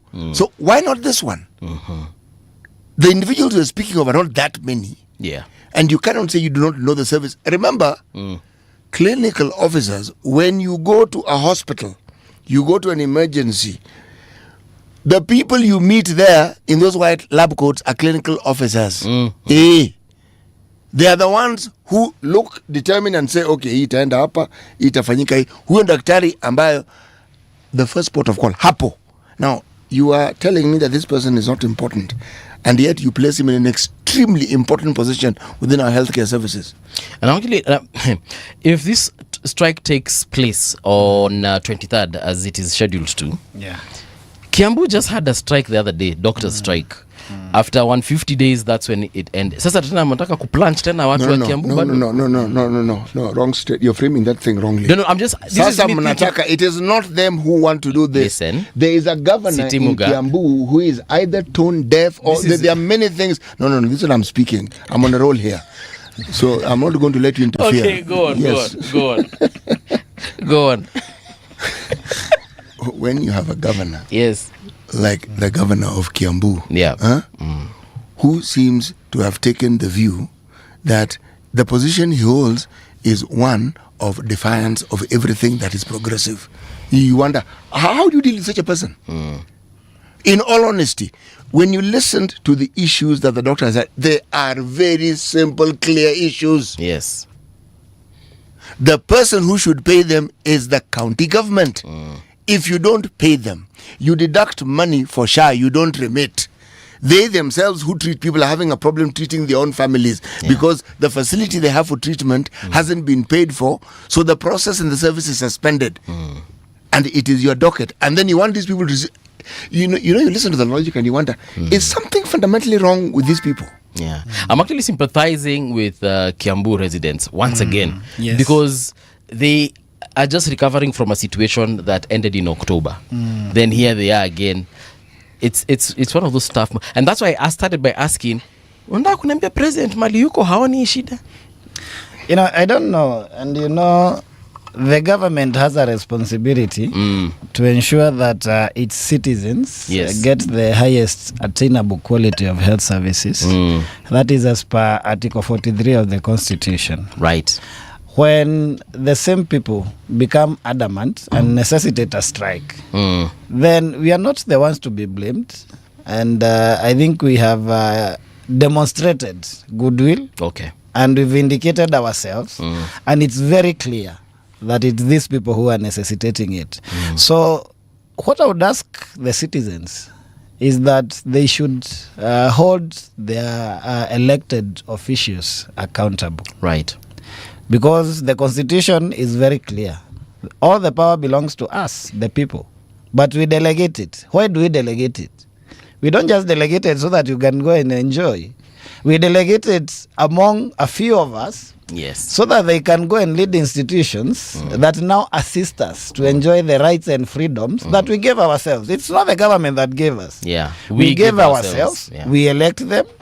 We appoint them so that they can go and ensure that we can be able to enjoy these rights and freedoms. And when they do not do that, as the people who hold the power, we must hold them accountable first by asking them and trying to get them to keep them in line. Yes. If that does not happen, then we wait for the ballot, and then we can choose others who are more capable than these ones. Yes. The president of Kenya was in the US recently and made a deal with the US. Yes. And it's a health deal. Kindly help us understand, because you are in this industry. What exactly is it that we signed over to America? No. What did we sign into? Because signing over means kuna kitu tumesign tunawapatia. Yeah. Yes. The US-Kenya affiliation in health has a history. It has not just started now. It has been here through USAID. And you know, what people do not understand is that when we had the NGOs around, they could actually access even beyond that data that we are talking about, because they were here with us. And there were no clauses limiting what they were to access. There were no contracts. They were coming and giving aid and following through, and they were doing it as part of their program. Yeah. If you're employed through, let's say, PEFA, Global Fund, USAID, and whatever else, then they used to even pay you, and they would supervise you. So they actually had access to all the data they would want. But now I think we have regulated kind of data. And for me, I think it's a good space. We may argue about the extent, but for me so far, and this is my personal opinion, and we have also taken an opinion as a union, that it may not be a threat as it is being said, because the data is aggregated and unidentifiable. There is nowhere that we can say that this data belongs to Peterson. It is the aggregated data. How many people are treated for malaria? Because malaria is one of the program. How many maternal deaths did we have? This information is usually available and it's shared with WHO. And it's been available for a very long time. When WHO talks of figures, it is us who give them those numbers. Yes. And those numbers are aggregated from our health facilities. Yes. And so, even if you wanted to access the same data from the US, you can Google there. Yeah. And you're going to get it. So I don't see a big deal, but I think there are more gains. And the reason as to why we support it is we do not finance our health system to its capacity. We really need foreign aid, and we have been dependent. It's a very bad thing. But the reality is that is what happens. And with the exit of the USAID and the stop to work order, we were really suffering. Yeah. We had almost 28,000 health workers who were laid off after the stop to work order. I think around maybe 13 to 18,000, because there is a lean staff that was actually left working in HIV, TB, malaria, and some other programs. And there is a reprieve for them, because now they will be employed. And the other good thing, you know, right now we are fighting over Global Fund staff who the government doesn't want to absorb and convert to PNP. Now these ones, they will now have a government contract. So at no time when this aid ends are they going to say, no, you are not ours. You said it's gone. Now don't come to us. And so that's a good thing. On the other side of the patients have been worried that probably these TB and HIV drugs, we may not get them, or they might start charging us to get them, because they have been getting them free of charge. And that is courtesy of that aid. And so now they are hopeful. They know that that will continue seamlessly. And so we are really praying, because I've seen that now those who have taken the case to court are requesting the courts to halt the whole thing from being implemented. I think it's our people who will suffer. Our people, I mean my members, as well as Kenyans, because we are just we are repressing what was already there under NGOs. We are bringing it and the government system, it has some very good parts that were not there before. Like now they're supporting the surveillance system, the 717. Within 7 days, if there is an outbreak, you need to know. Then you need to report in 1 day and mobilize your response in 7 days. And, it's not just something you say. Then you must work around that to put structures in place so that structures do that. And that comes with even, I saw there is a vote to actually train epidemiologists so that they can be able to assist in that. Yeah. So there are good things in that deal. The only maybe worry we have, and I know for every Kenyan, is now that the money will come through the treasury and into the government, the issue of corruption. Because corruption, we know, is a thorn in the flesh. Yeah. Now that is the problem, because NGOs are very diligent, especially on accountability. But now when it comes through the ministry, then there might be a problem. You save the administrative cost. I think they were saying, if I'm not wrong, maybe around 6 billion Kenya shillings was going to administration through the NGOs. And now they're saying this money will be available for the patients. But that availability, I think we can only wait and see. But that also is not entirely true. Because the thing about funding comes with specifications, very tightly and closely monitored. And funding can stop that very day. It's not, you may be given a month's notice. That's a courtesy. It'll stop if you do not meet what you call the conditionalities that were set. The percentage that is actually meant for administration is always there. This isn't a story like the county government where you inverse it. 60% now goes for paying salaries and only 30% for development. It isn't that. You may surpass it by 10% or so, but you'll be within that margin. And even the money that is actually meant for the service that is expected of you to deliver is monitored. There's somebody who actually comes to determine this is what you spent, okay? Let's go and look at this service.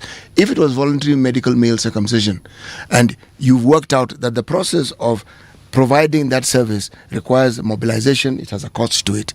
It requires expert surgery from that, it has that cost to it. The care component of it has that cost. It is costed. So you actually know this is what it costs to carry out this particular service. So when you say 100 people receive the service, it should be commensurate to the cost.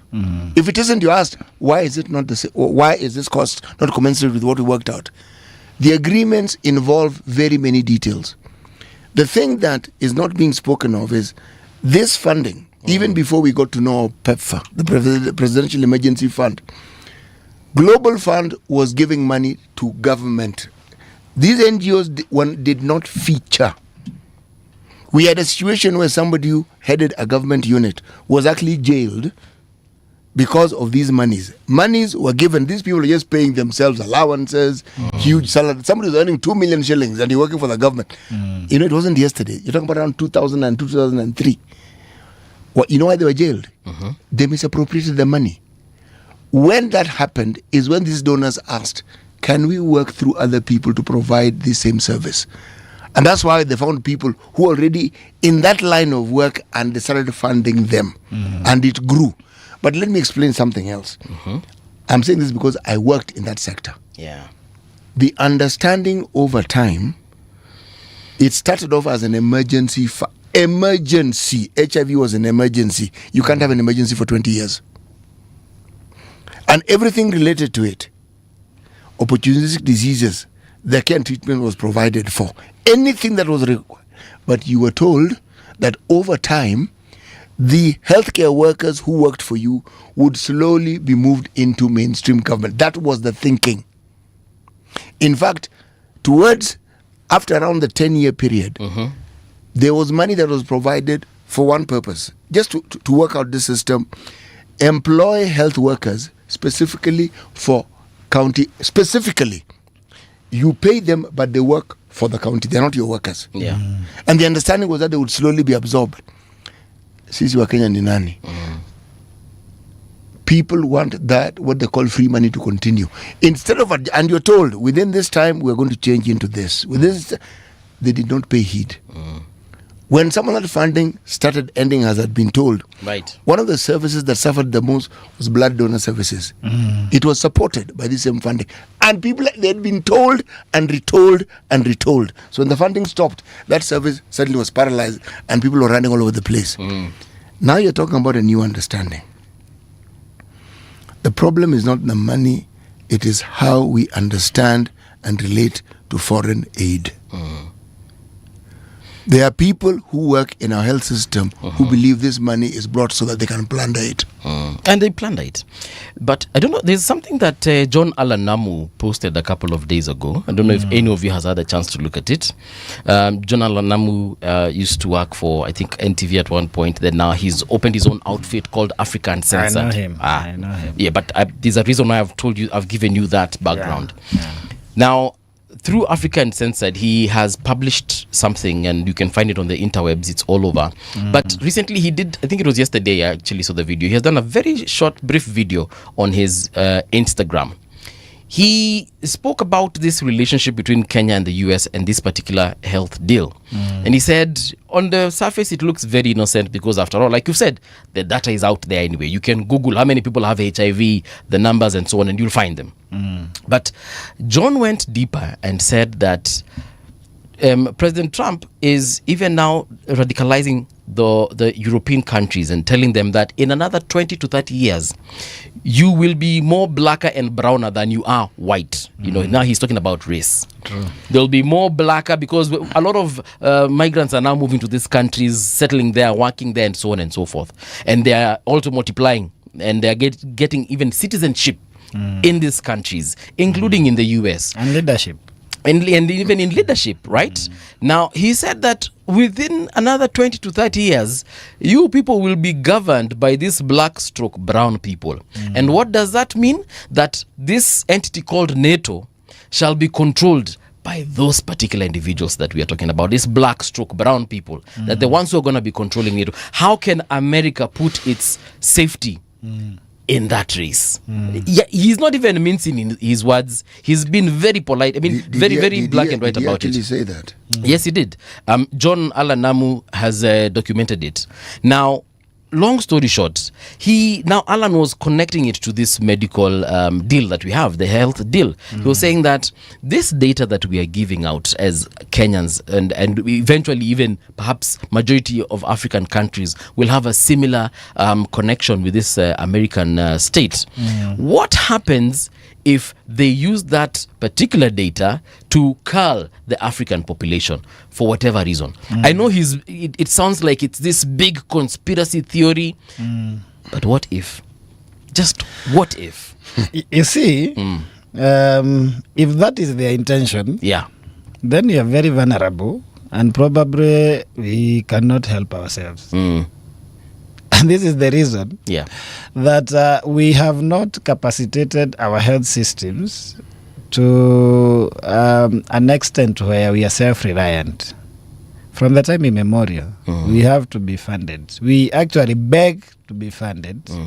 And of course, when you're being funded and it's donor money or it's aid, then your negotiation, you're on the disadvantage. They have a vantage point over you because you're begging. Number two, most of the things we consume, the TB medication, the HIV medication, the vaccines that we use, all of these things come from them. So they don't need that data. We already consume. All our kids are having their vaccines. Yes. All our kids. All our TB people and HIV are having their drugs. So if they want to kill us, or if they want to introduce something that is going to probably incapacitate us, they have the mechanism. They'll just put it in those drugs and we are done. So what I'm trying to say is that what he's saying, if they are malicious, you may not be able to judge malice or know whether it's there. But if they are, that is not the only way. In fact, it is easier through other means that we are not even worried about than that one. But let me say another thing, that people must also understand that there is also an advantage of sharing data, especially and especially with like WHO. Yes, you cannot control public health as a country by yourself, because especially infectious diseases are not limited by borders. So you must have a global body that then is fed with this information that can be able to plan for the globe in terms of public health, and then they can be able to advise countries how they can come together, marshal efforts, and ensure that they eradicate or prevent some of these diseases that sometimes will require collaboration between countries and continents. So it is also advantageous on the other side, and also to help so that they can bring these restrictions. You know, if we don't share our data about outbreaks, about infectious diseases, then that would mean that you will have people coming with those diseases from other countries, probably from one airport to another, without yourselves knowing.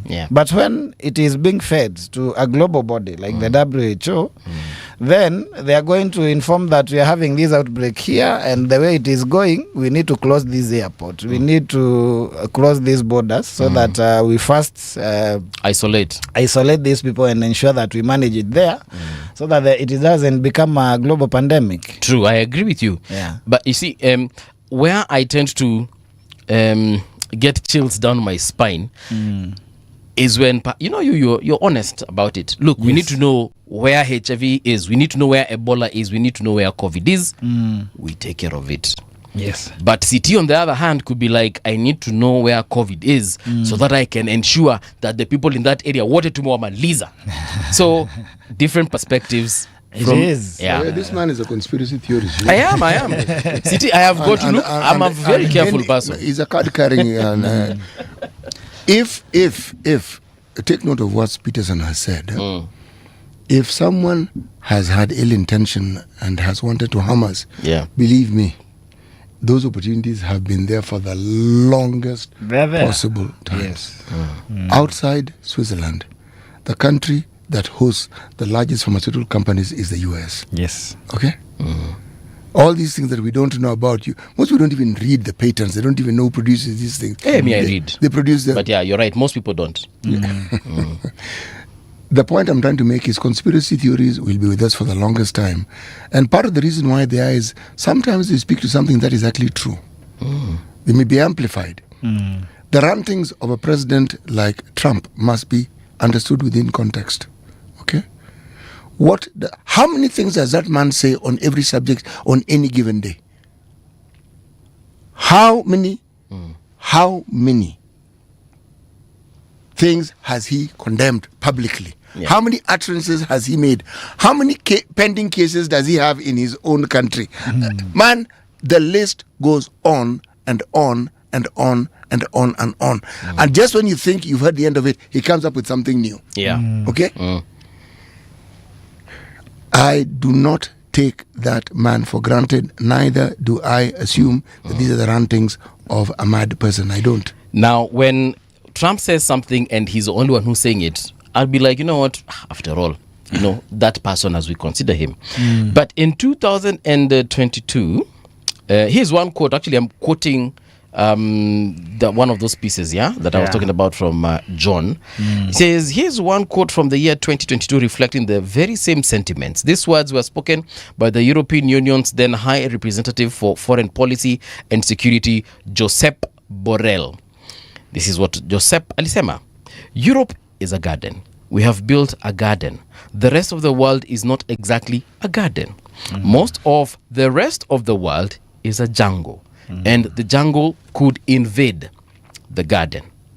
He was speaking. I heard that. You heard it, right? Yeah, I know that phrase. So when we have, kuna hii methali niliambiwa nikiwa mtoto, that when a hyena wants to feed on its children, it first of all accuses them of being what? Sheep. And then justifies the killing of those children. Go ahead, Peter. Can I have a very unpopular opinion? Please do.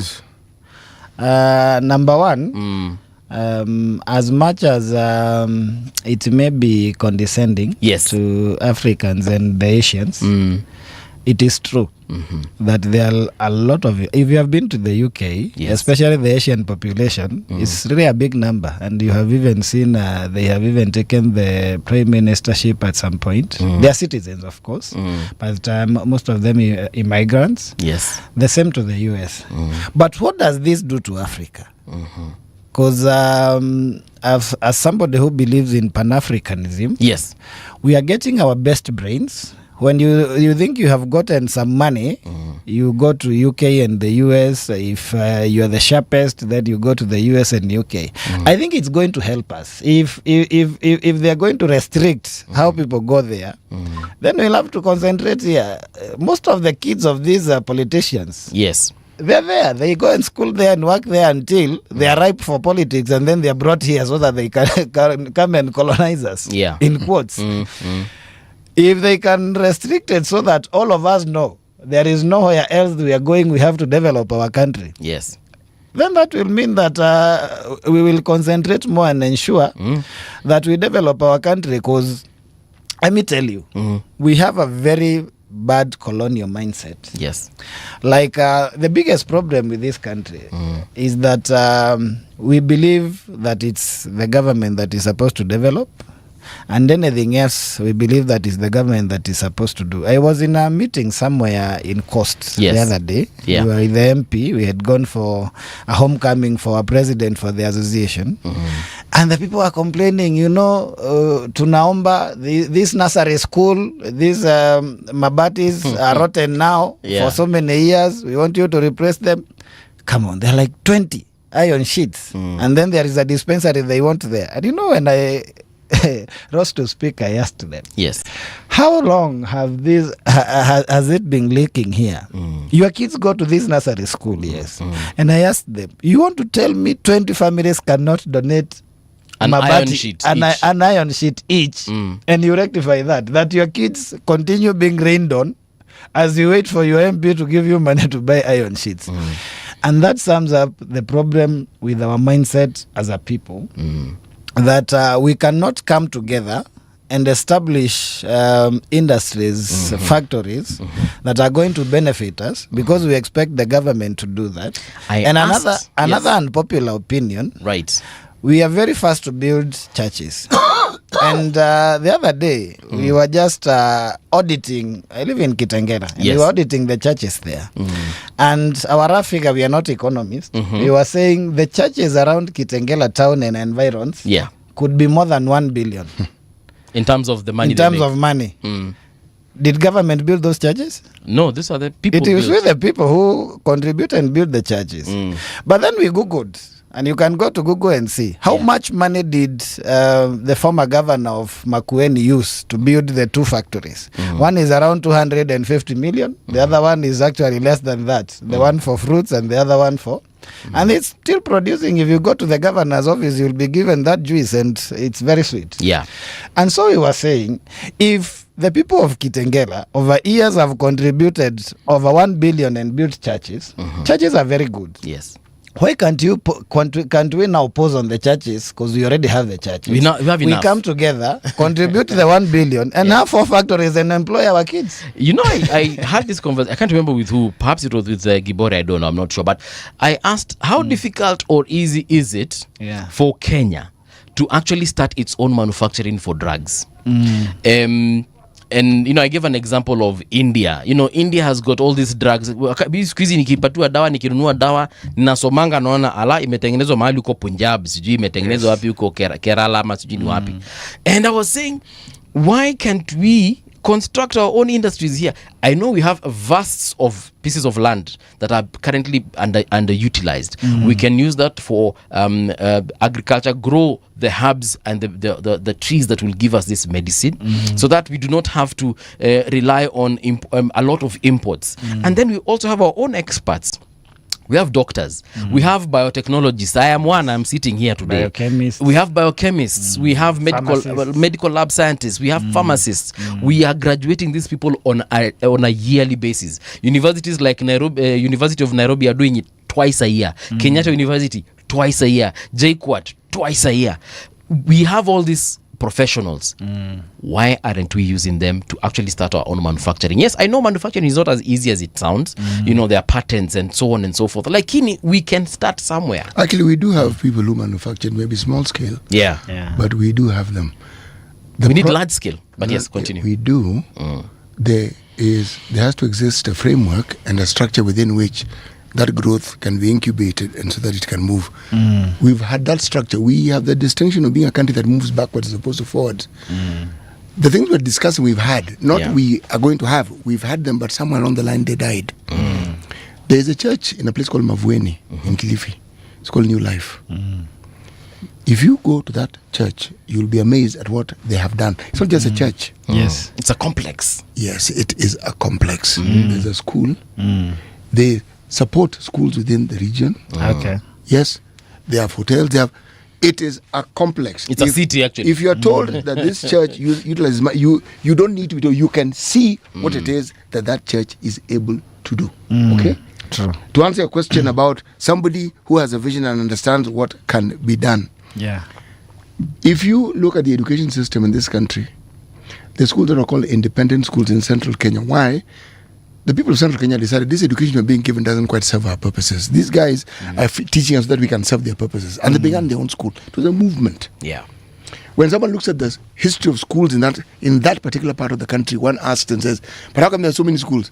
Because the people built them, not the government. Yes. The people built them. Now, having built them over time, they were assisted schools, and then in some cases the government took over time. But the government did that all over the country. When you look at the rhetoric of someone like Trump, this is where I'm headed to. Yeah.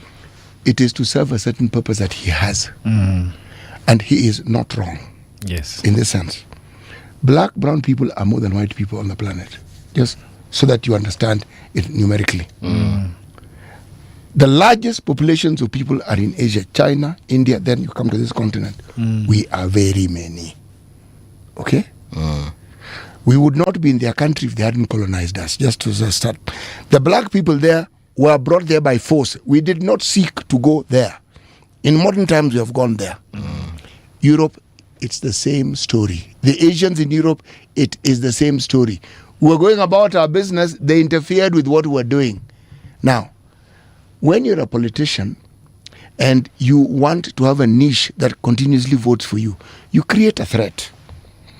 And the threat has to be something you can see. And then you say, if we don't maintain this thing we're calling our purity of being white, and in essence you're actually pink, you're not even white, we are finished.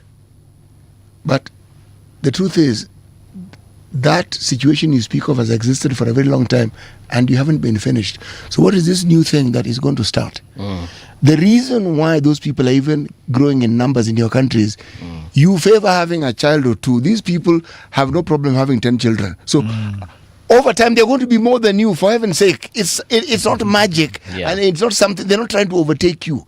They have come with their cultural understanding of life. You have decided to go about your business in a certain way in that same country. And then you have the narrative of, we built it, so now they're coming to take it. Actually, they also helped you build it. No, but we are the ones who built Europe. It's our ancestors. Yes, they did. So even when you see, once you have a slanted narrative, it's to serve a political purpose. Yeah. Okay? People chime with it because it is the smart thing when politicians look for someone to blame for a problem that has existed and whose origin is not what they're saying it is. Well, I mean, again, like I said, and I started by saying that this is a conspiracy. For me, I'm looking at it from that perspective, and I ask, but what if?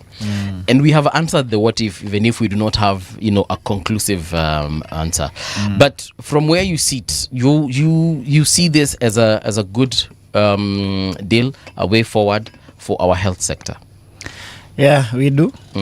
We do in many aspects. That we are going to have the workers now hired by the government, that our people do not have to worry about their drugs. And the most important thing is that by 2031, Kenya should be self-reliant. We should no longer depend on foreign aid. That is a very good thing, so that we can now shape our budgets in a way that by then we'll have enough budget to run these programs. So it's a good thing. Okay. Yeah. All right. But if you are concluding, my final call. Yes, please. My final call one is to clinic officers, that we have reached a point where we are being stripped of our dignity. And we have been provoked. And now the only thing that we can do is stand up and defend the dignity of our profession.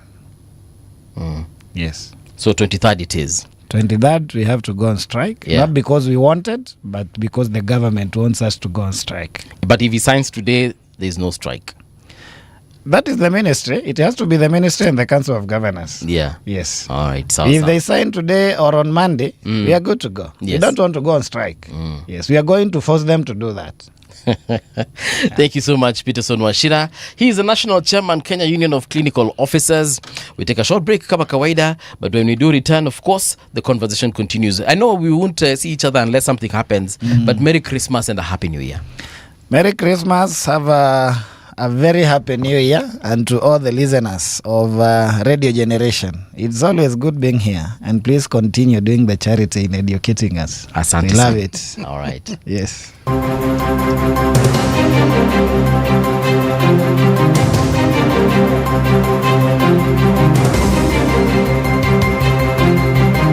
This is the Radio Generation News.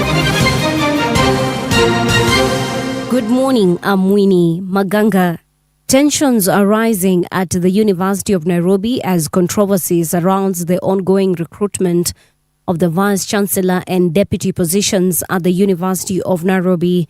Members of the University Academic Staff Union have raised concerns questioning the motives behind the process. The administration has come under fire for allegedly failing to advertise the Deputy Vice-Chancellor human resource post, a move critics say opens the door to external interference and manipulation. On Thursday, WASU Chapter Secretary Dr. Maloba Wekesa accused the university of deliberately omitting the advertisement. And the public is concerned why we re-advertise before we know the outcome, publicly know the outcome of the interviews that were done. We believe strongly, and because we are a university, we believe strongly on merit, that any recruitment done in the public sector, in the public service, should be on the basis of merit, the basis of professionalism, not the basis of nepotism, not the basis of ethnicity. Gender and Culture Cabinet Secretary Hannah Wendot has called on communities to abandon female genital mutilation. The CS stressed that the practice is illegal and poses serious harm to girls and women. Addressing participants at State House Nairobi during the International Minority Rights Day celebrations, Wendot warned against hiding behind culture to defend FGM, noting that cultural practices must be exercised in a responsible and lawful manner. By removing some parts of the body, wanakata wasichana mahali hafai kukatwa. Leo tunataka kusema mambo ya FGM iishe. Tukipitisha hii policy, mambo ya kusaidia Mungu kutoa mahali pengine, hiyo ikome. Mahali macho iko, ikae hapo. Mahali mikono iko, ikae hapo. Hata ile kitu imefichwa, kwa nini mnaitafuta? Wachaneni nayo. The timeline for Kenya's push towards first world status will largely depend on the collective efforts and commitment of citizens. This is according to Treasury Cabinet Secretary John Mbadi. Speaking to the media on Thursday, Mbadi voiced confidence that the ambitious 10-year plan championed by President William Ruto is attainable, noting that the government plans to generate more than 600 billion through the privatization and divestiture of public assets. This dream, it is about our commitment as a country. Let us for once believe that in ourselves. The president has a vision and he has spoken to it. The government has a vision which the president has elaborated about 10 years. But you see, achieving first world status, you can do it faster than even 10 years, depending on how you are committed. But if you are not so committed again, it will take us a while. The United States on Thursday imposed sanctions on 2 more judges of the International Criminal Court after they rejected an attempt by Israel to end a war crimes probe in Gaza. Secretary of State Marco Rubio, who had already ordered sanctions on judges and prosecutors in the case, explicitly linked the new measures to a vote on Monday. The 2 judges sided with the majority and upheld arrest warrants for Israel Prime Minister Benjamin Netanyahu and former Defense Minister Yoav Gallant. It brings the number of ICC judges sanctioned by the Trump administration to at least 8. And that's the truth on Radio Generation. Good morning. I'm Winnie Maganga.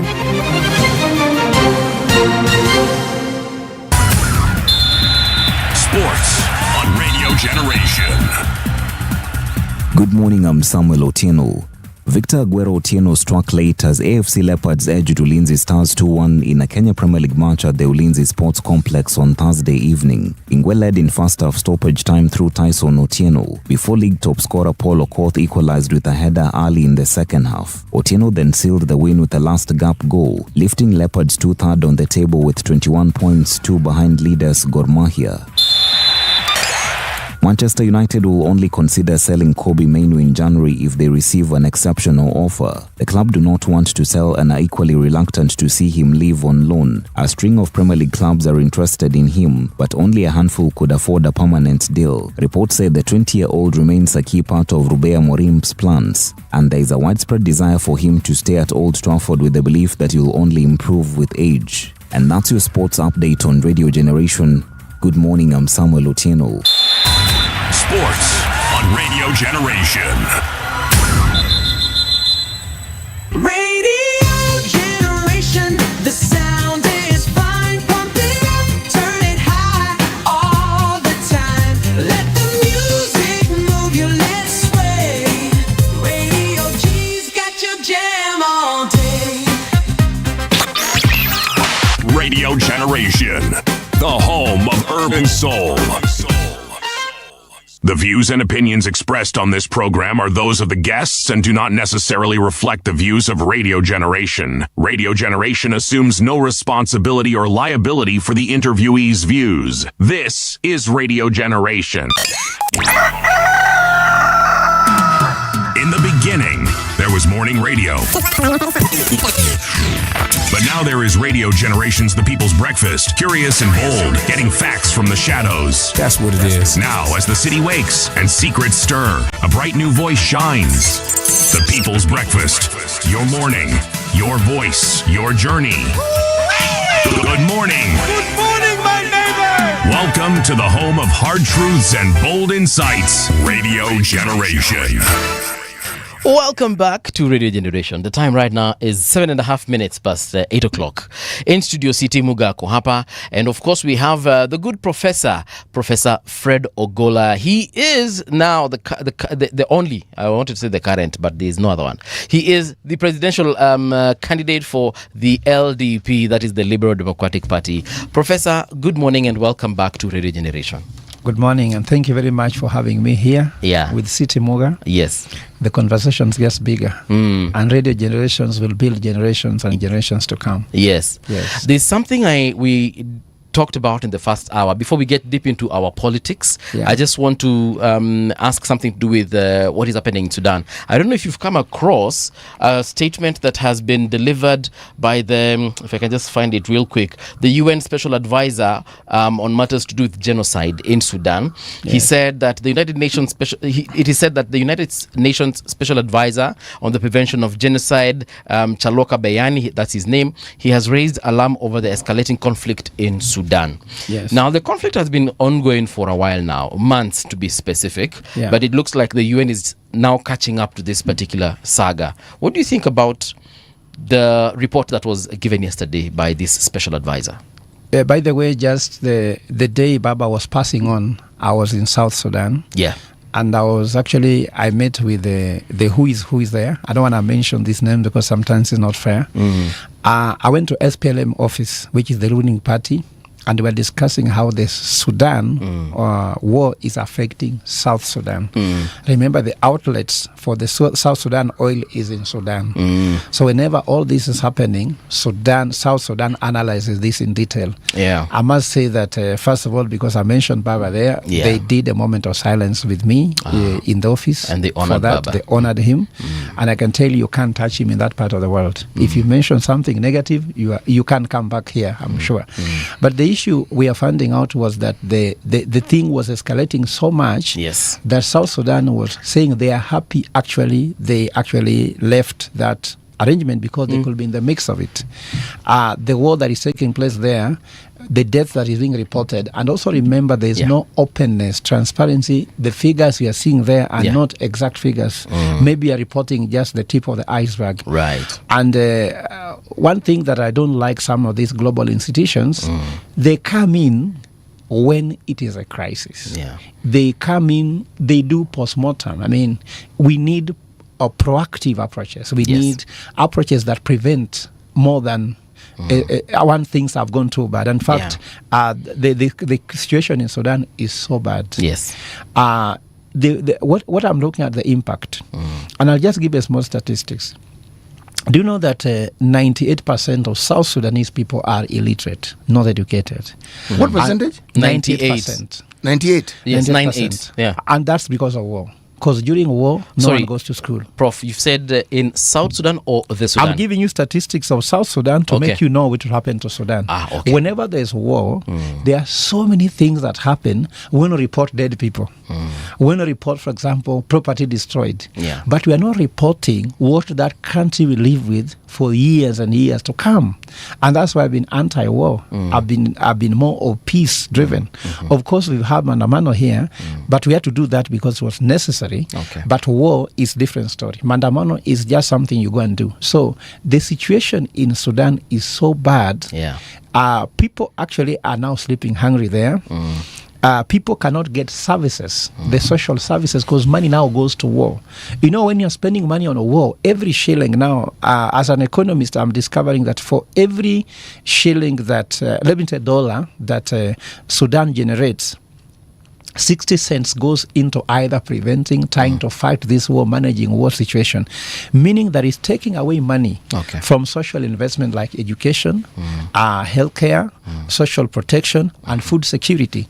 So the impact is not just about mentioning numbers, and that's why I don't sometimes agree too much with the UN, always going for numbers of people who have been killed, property destroyed, but we are not mentioning the actual things that are eating that country. And you know that for now, Sudan will live without war for another 10 years, even if he stopped today, trying to recover from everything. It'll be more than 10 years is a long time. Than 10 years. Now you can see that city. City was when I was reading this, he got really worked up. No, I stopped him because you see, I said I don't want to hear that story. The problem in Sudan and the atrocities have been with us for some time. My annoyance is on one small factor. It is this dithering and dilly-dallying that brought about the genocide in Rwanda. The UN was there before this thing escalated. And the same attitude. So you fact-finding, somebody going there months after the thing has happened, giving a report that is actually historical. People have died, and then you're saying it's going to lead to people dying. They are already dead and more are dying. So what are you talking about? Rwanda, had the UN done what they were supposed to do, the genocide in Rwanda would not have taken place. So the guy might as well just have shut up. There is nothing he's telling us that is of significance. Yes, nothing. And I can tell you, when you go to Sudan, if you want to know a nation is in trouble, when you land at the airport, watch carefully. When you see World Food Program planes mostly at that airport, when you see mostly UN planes in that airport, more than passenger planes or any cargo plane, that country is in trouble. When you land in South Sudan, it is more visible that it is the presence of the UN planes carrying food, relief, and the rest, isn't it? If you go to Sudan now, you land in Sudan, maybe if you can even ask statistics, how many planes are landing in Sudan carrying food, carrying relief, all that thing, it shows that country is in trouble. When you land in JK, do you see any plane carrying relief food? No. When you land, for example, in New York, you land in Boston, you land in UK, we are in trouble.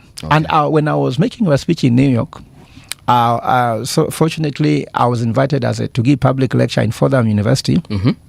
And I was talking before the world-renowned economist in World Trade Center. I was talking to leading economists and financial experts like, you can say, J.P. Morgan. There were over 368 economists and financial heads. And I told them their economic model, the global economic architecture that runs the world, is wrong. It's wrong because every country thinks that, let me sort out my country, then others will work. Like in Kenya. And I think maybe us Kenyans thinking that this is a South Sudan issue or this is a Sudan issue. Africa cannot progress if only some countries are progressing. Like I give an example. Let's come to East Africa. If Tanzania fails and goes into war and anarchy, while Kenya is being said will be world class, Tanzanians will run to Kenya and will have refugees we cannot handle. So all of us must succeed together as a nation, as a continent. What I call prosperity for all African nations, African people should prosper together. But if now we are saying the Sudan problem is an African problem and it's a global problem. Okay. And when UN thinks that they only come too little, too late is the best way to describe this one. Yeah. And I think that UN has intelligence and they have access to anything. Like, for example, if they want to go there, they can have the protection. They can gather the best intelligence anyone can gather. Why don't you use intelligence preventive? Or their work is to go and help failed states.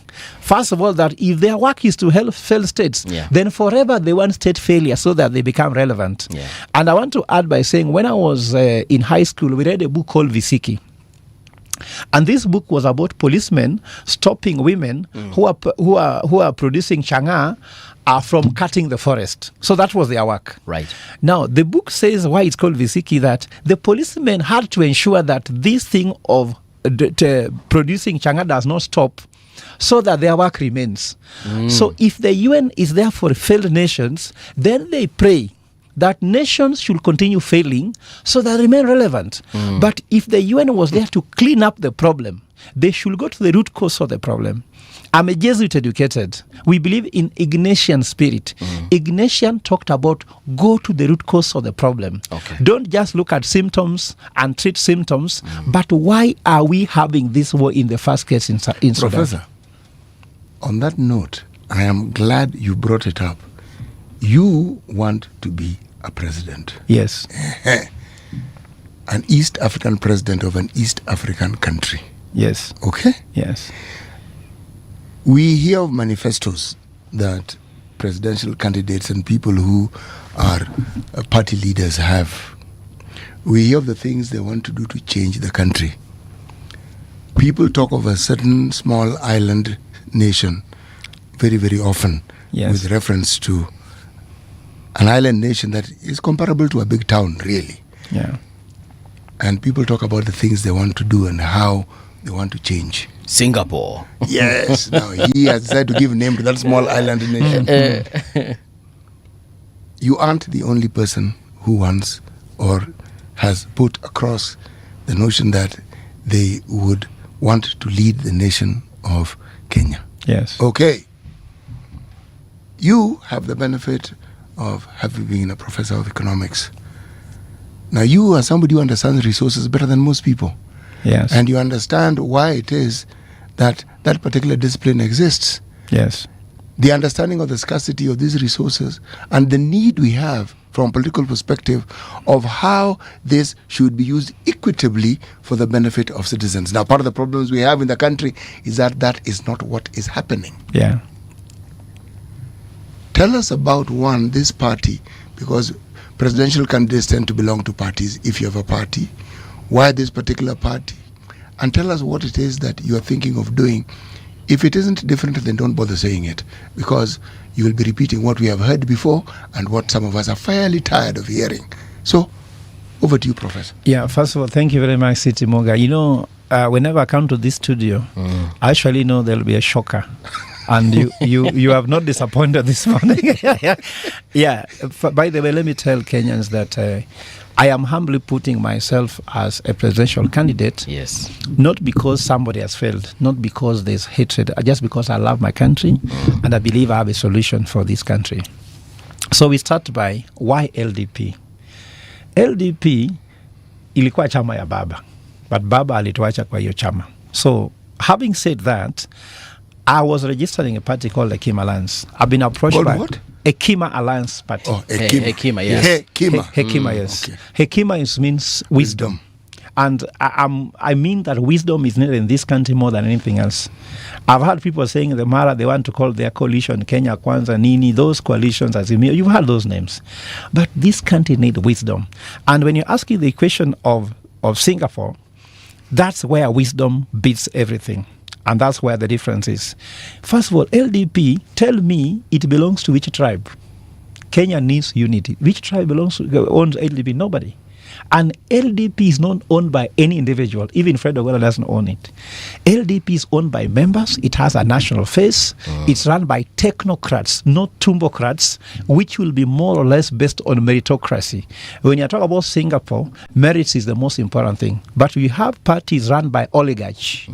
Oligarchy is whereby whom you know, how much money they have matters. But meritocracy is about what takes you up is talent. What takes you up is hard work. What takes you up is your skill. That's why this Fred Ogola was born in Kibra and was living in a tin house. But moving from tin house, he was able to acquire a house in Lavington.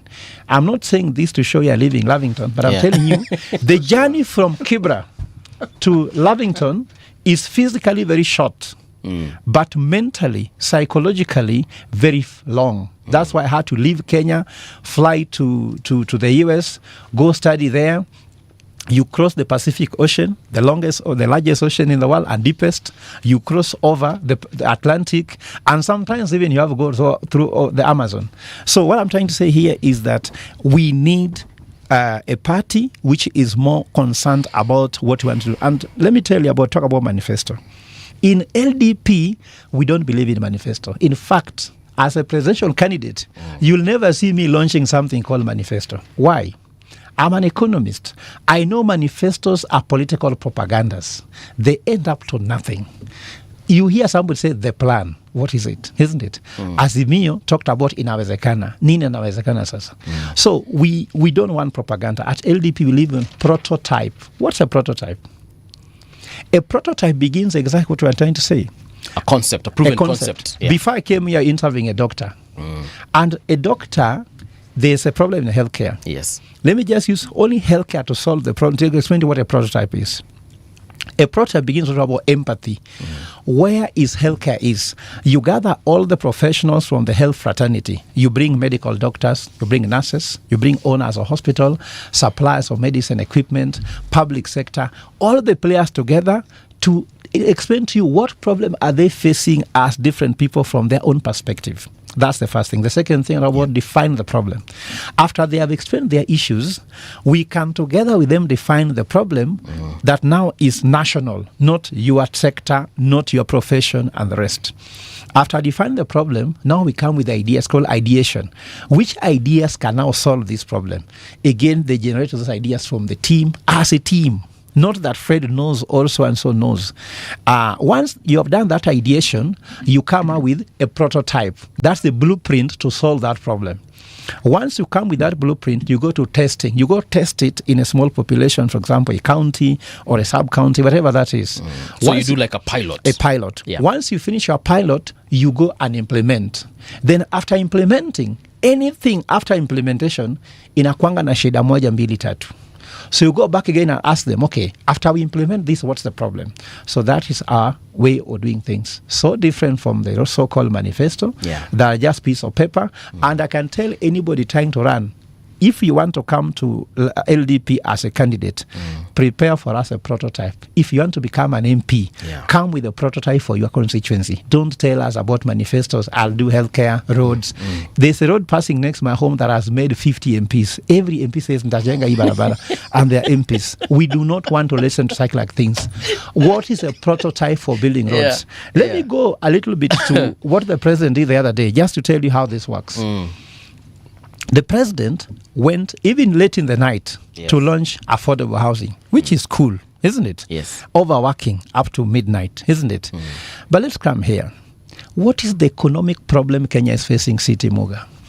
The Kenyan problem is facing high debt. Secondly, high unemployment. Thirdly, high interest rate, isn't it? Fourth is balance of trade. We are importing too much and exporting little. Do you know affordable housing is going to increase the interest rate? Do you know that? Do you know by affordable housing, we are going to increase the national debt? because we are not collecting more because of this house levy. Yes. Kenyans are borrowing more. We are borrowing money, isn't it? You are killing the private sector with this house levy, these taxes you're putting on people to build houses. Yes. For you to build houses, you have to import so much steel, everything. Must we import all that?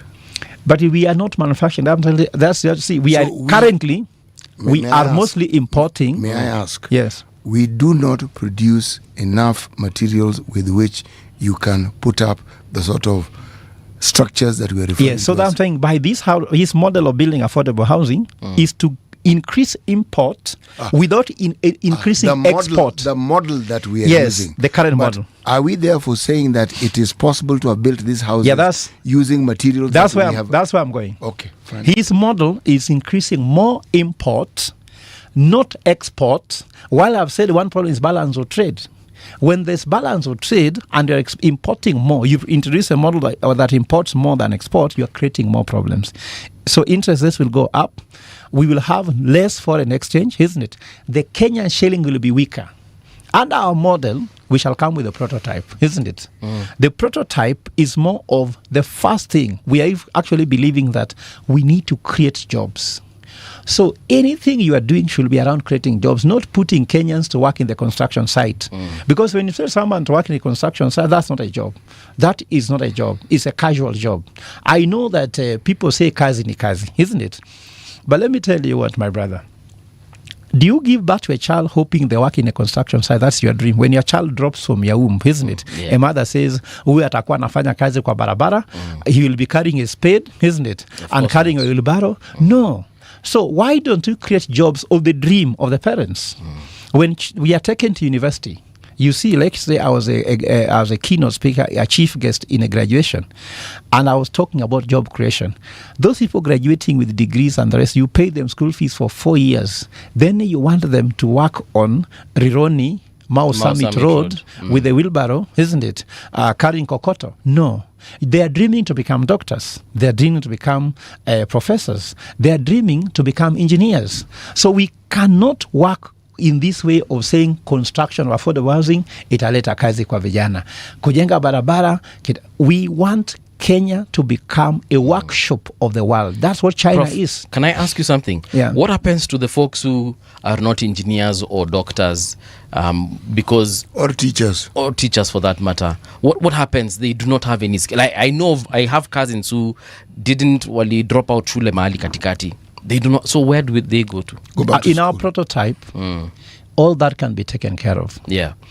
If I ask you, do you know why Apple manufactures its products in China? It's cheaper to produce them there. Why cheaper? Labor is cheaper? No. Why do they do it? If I ask you, if it's cheaper, go produce things in Somalia. The labor in Somalia is cheaper than China. Okay. The minimum wage in Kenya is 19,000 shillings, isn't it? The minimum wage... On paper. Yes, but the minimum wage in China is 110,000, isn't it? So where should you produce? Should come to Kenya. Why? The thing is that we are going to have a model, again a prototype, to improve our education system to be job-facing rather than certificate-facing. Okay. You get me? Yeah. So in China, if you ask people who can, you see you have a phone there, I don't know what is your phone, but let's say it's a Samsung phone, isn't it? Do you know there's somebody called tooling engineers? A tooling engineer is not an engineer who knows how to draw this house, draw beautiful things, but they know how to put the chips of a phone together. Okay. And that's done through vocational training. Through vocational training, you create people, somebody can just put a phone together. So they know where to put the screen, the diodes. That's what you need to show these people. And when I become president, it won't hurt me to go partner with China to put our vocational training here on how to manufacture a phone. I can go to Korea. So these things of saying kazi maju nini, no, we don't need to export anybody here. But I'm saying we will have an education system which produces people who are job ready, and that needs a prototype. What do I mean here? If I go, for example, to Safaricom and tell them, you guys are importing phones, then sell them through Safaricom shop, isn't it? How can we partner together to create, let's say, vocational training where we have these phone manufacturers coming to Nairobi? We gave them incentives on how to manufacture these phones from Nairobi. Then you can sell them here. You know what I mean? You've already sold me at manufacturing. I've already sold. So that is the prototype we are talking about. Yeah. When you produce, let me tell you what. First, you have foreign exchange. The Kenya shilling will be in high demand, so much so people want to buy it, and the Kenya shilling will be very strong that it can actually go to $1, 180 Kenya shillings, something like that. I don't want to say the number because I don't want to throw numbers because it has to be modeled. Secondly, we'll find that we shall cure the issue of inflation, because when you're producing more than you can consume, the supply demand lowers inflation, isn't it? Unemployment will be gone. There will be nobody wishing to do mandamano. But with what we are seeing now, these guys, let me tell you what, they have no clue about how to solve the economy. And let me just end to tell you how they don't know how to solve the economy. You had the president saying that he wants to take Kenya to first class. No, forget about Singapore for now. Okay. World class from third, first world from third world, isn't it? Right. Do you know the origin of that first world, third world thing? All I know is that it is kind of derogatory, but let me tell you, during the Cold War, you either align with the USA and capitalism and you became first world, isn't it? If you aligned with USSR and communism, you are second world. So anybody who opposed those two streams were called third world. So as we speak now, even Japan is third world because they opposed USSR and USA. You get me? Yes. Even Singapore is third world. Even Korea is third world. So who informed the president to make such a mistake? When he was making this statement, I was in New York. They were telling me, Professor, you're talking here, you're a Kenyan who knows economics. Look at what your president is saying. He's saying he wants to take us to first world. Do you know, my brother, if you go to France and you ask for French fries, they don't know French fries. Is it you, Kenya, who know what a French fries is? Yeah, they're just fries. For them, they don't know this is French fries. When you go to Spain and say, I want Spanish omelette, they wonder. Like you see, Muga, I used to travel with students from Strathmore to Spain. Then they go to a restaurant and says, I want to take Spanish omelette. Then the Spanish ask them, what is that? So there are so many dark things we put in our head as Africans that I'm telling Kenyans, think like an African. Be proud. Don't start buying people's concepts. Those things have been used to blackmail us, like modernism. To be a modern man, you need to put on a suit like a tie like me. You take sugar, isn't it? Wear certain shoes. Right. But you are being put like that so that they can sell for you shoes, they sell for you clothes, they sell for you sugar. We have been brainwashed. We want to go back to think like a typical Kenyan. And let us follow pragmatism. You understand? Prof, how does a typical Kenyan think? Be pragmatic. For example, City, when you're being told you're being taken to Singapore, isn't it? A flight to Singapore is how many hours? 8 hours, isn't it? Let us not talk about Singapore. Let us say, can we just fly from here, even just to Johannesburg, isn't it? Let us not go too far. That's 4 hours. Isn't it? That's 2 hours flight, isn't it? It's a 4 hour 4 hours, isn't it? Why do you want to take an 8 hour flight? Even when they took a man to the moon. Yes. The first thing Apollo demonstrated that you can fly from the Earth to Mercury. Say, wow. Now we are in Mercury, we can actually go to the other stage, isn't it? Right. I want to tell you a story that once was told by Kalonzo Musyoka. Right. When Kalonzo Musyoka was vying for president for the first time, he said that the reason why I can be president is that I'm the one who helped the peace between Sudan so that Sudan can have peace. So he says, if I can make Sudan peaceful, can't I make Kenya peaceful? And he compared this, that there's a time when a Maasai man and a Mzungu went to climb Mount Kenya. So there's a Maasai who went to climb Mount Kenya and a Mzungu went to climb Mount Kenya. When they reached at the camp, they were told there's only one room available because all the other houses are full.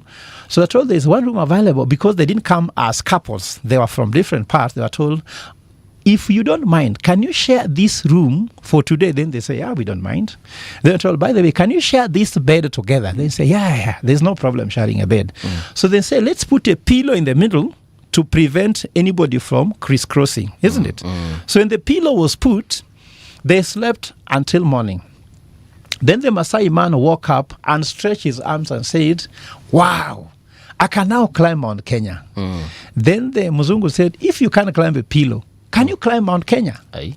Now, the analogy here, the moral lesson here is, if you can't fly to Johannesburg, isn't it? Yes. Can you fly to Singapore? Professor. If there's no food on the table, I'm not sorry. No, it's okay. No, Carry there's on. no food on the table for Kenyans. Kenyans are dying of hunger. SHA can't work. Is not working and won't work. You get me? No. It's working for you, isn't it? No, not even for me. Shah has problems, but it works. It is working for him. Working for him means it was meant to make money for him. Is working. And let me tell you what, City Muga, when you say that, I've sat in the board of the Archdiocese of Nairobi on healthcare for 17 years, overseeing all the 63 facilities in Kenya, in Nairobi, one in St. Mathia Mulumba in Thika. These are now the Catholic Church. Yes, I want to explain to you why I'm telling you Shah is not working. Martha Hospital, I've been there, isn't it? Overseeing how they work. The biggest data in our books all through is Shah. You understand? So I came out with the strategy when I was working with John Cardinal Njue, right, to set up a medical scheme for the church called CariMed, Caritas Medical, CariMed. We've launched that card. So when that card was launched, we had a board meeting. And we passed that we are now going to go full blast on marketing. Bishop Agnolo now was the chair, isn't it? Okay. So we had been reappointed again after that very long period, isn't it? So I went on TV. It's called Science TV. And I said, we want CariMed to replace Shah. That was on a Monday. On a Tuesday, the bishop called me. I was in a board meeting in the bishop's office. The president and the ministers were threatening even the life of the board members. You understand? I have to resign from that board so that they can work, because they feel threatened that I'm coming with a medical strategy on how the Catholic Church members plus any other Kenyan can buy that card and then get treatment from all Catholic facilities in Nairobi. He feels threatened because of that, isn't it? Now, why should I be fired from a board? I've worked for 17 years and made impact. Because you can't sit in a board for 17 years and doing nothing. Now, this is the second one. I was in Strathmore. I said the economic model he has will not work, isn't it? I lost my job because of that. I was fired by him. Replaced by his brother-in-law, isn't it? Now in the board, I have to leave because I'm saying the truth. Prof, you get me? I have to ask. So if you are telling me you want to go to Singapore, Singapore was gone by the best and brightest of that country, isn't it? Prof, let's hear what I have to ask.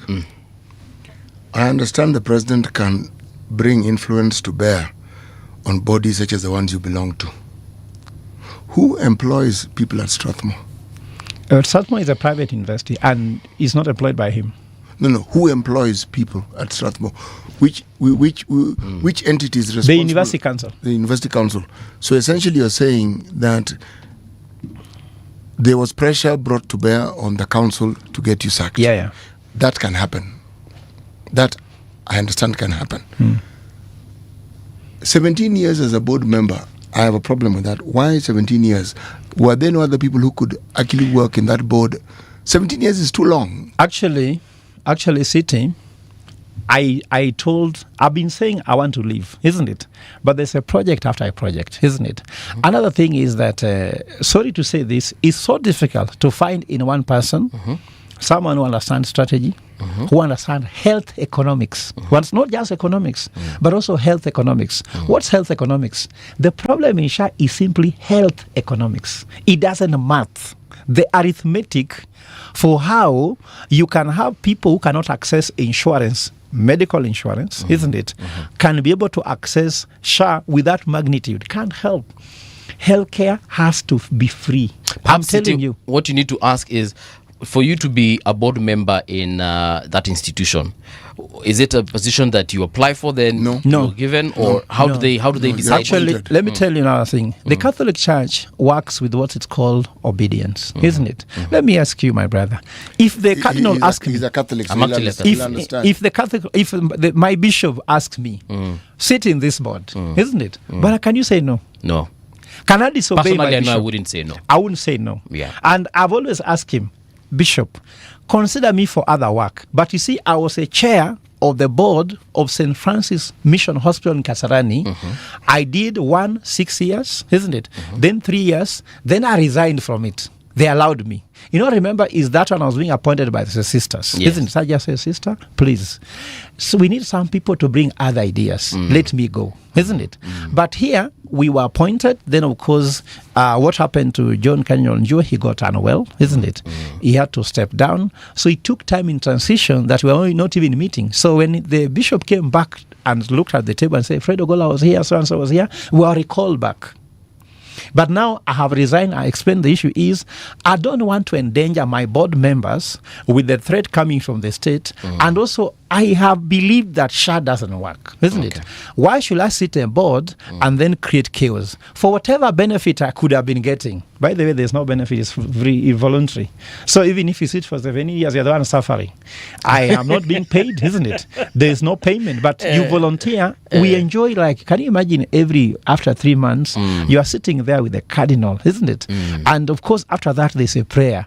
I don't think there's something bigger than that. You can pay me 100,000 shillings, but if you sit there, you get the counsel of a bishop and a cardinal, you go to heaven, man. But of course, it has given me opportunities. Now, I wrote a document called Salus Plena. That's Spanish, Latin. I speak Latin. Salus Plena is called Total Health. That document was launched by Pope Francis. Can you imagine if you are the architect or an author of a document launched by the Pope? Those are blessings that might give me heaven, isn't it? Which other thing do you want in this world? We are in this world preparing to go to heaven, isn't it? Well, if you have a chance to serve where you can go to heaven, why should you resign? Should you resign from where you can go to heaven? And there's a Psalms 129 which says that I am happy to be in the house of the Lord all the days of my life. If you die in church, you go to heaven. Do you know that? That Sunday, after you confess your sins, you're sitting there in church. Should you die there, City Muga? Mbinguni straight. It is straight, just like that thief Jesus took to heaven. So it's lovely to be there, my brother. I would not mind 50 years. Someone is asking here on YouTube, show us what you have done in very many words so that they can consider you for the position of president. But that's what he's doing. That's what I'm just telling him what has been Yes, said. but that fellow ought to listen a little more keenly.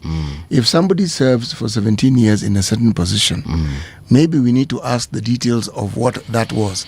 He pinpointed the issue of this card, this health initiative that came about and which had been accepted. Now, that was with reference to SHA, because I asked a very, very specific question, and he said, this is what we had come up with. Okay?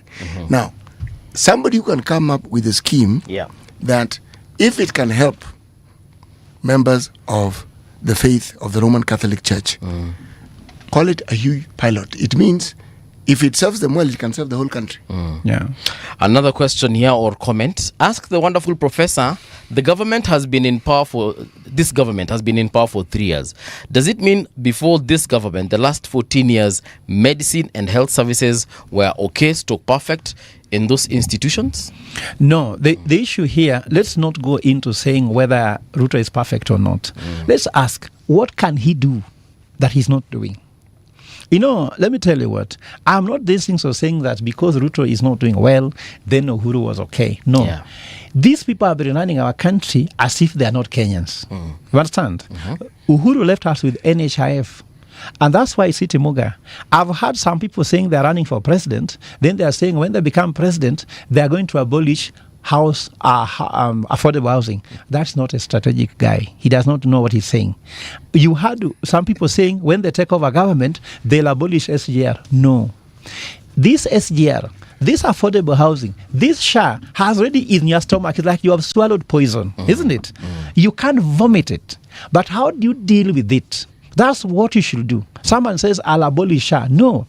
If you abolish SHA and launch SHU, what about the people who are owed money on SHA? You get me? So I talk about a prototype. Come out with a prototype and see, where is SHA? Like now, I'm a deputy vice chancellor in Uzima University, isn't it? We are owed 4.8 billion shillings in pending bills, isn't it? By the government. 4 point what? 4.8 billion. Okay. Kwea is owed 6.8, isn't it? Kemu is owed something like 5.2 billion. How are they owed this money by the government? You see, for example, when they came to say, train for us medical professionals who will go abroad, isn't it? That's now I talk about a Uzima University, where I'm a DVC. Yeah. So we train those health professionals. First of all, they never went to Germany. They never went abroad, isn't it? Why? And why? They were trained. They were trained to go to Germany. And they were prepared to go to Germany. And whatever training they got would have been acceptable in Germany. Yes, yeah. But the government was... So all that remained was for them to be transported to Germany. But the government had promised they have a deal with the German government. Okay. And you know, when he promised this deal, the German government went on media and corrected. That is not the deal. Go to the media. It's there in the media, isn't it? I am heading there. That is what I was trying to ask. So now, we train these people. Yeah. We were given a letter of undertaking, isn't it? Do the following. Which ministry was in charge of all this? Say health. Yeah. Okay. So what I'm trying to say is that the issue is that we are owed money. So when you become president, you cannot say, let me abolish affordable housing. Like now, do you know what has caused affordable housing? I was in Nyahururu. Yeah. I went to the site. I was dressed like in a t-shirt. I was running, so I looked like a small boy who was asking innocent questions. And they told me the main scandal in affordable housing, that's why the president is passionate about it, is that for a site which is 2 billion, the actual money they are getting is 800 million. So there's 1.2 billion. Yes, so the president is talking about it because he's eating money from affordable housing. Fault me. I can explain to him. Let him tell us site by site how much money has been allocated to that site.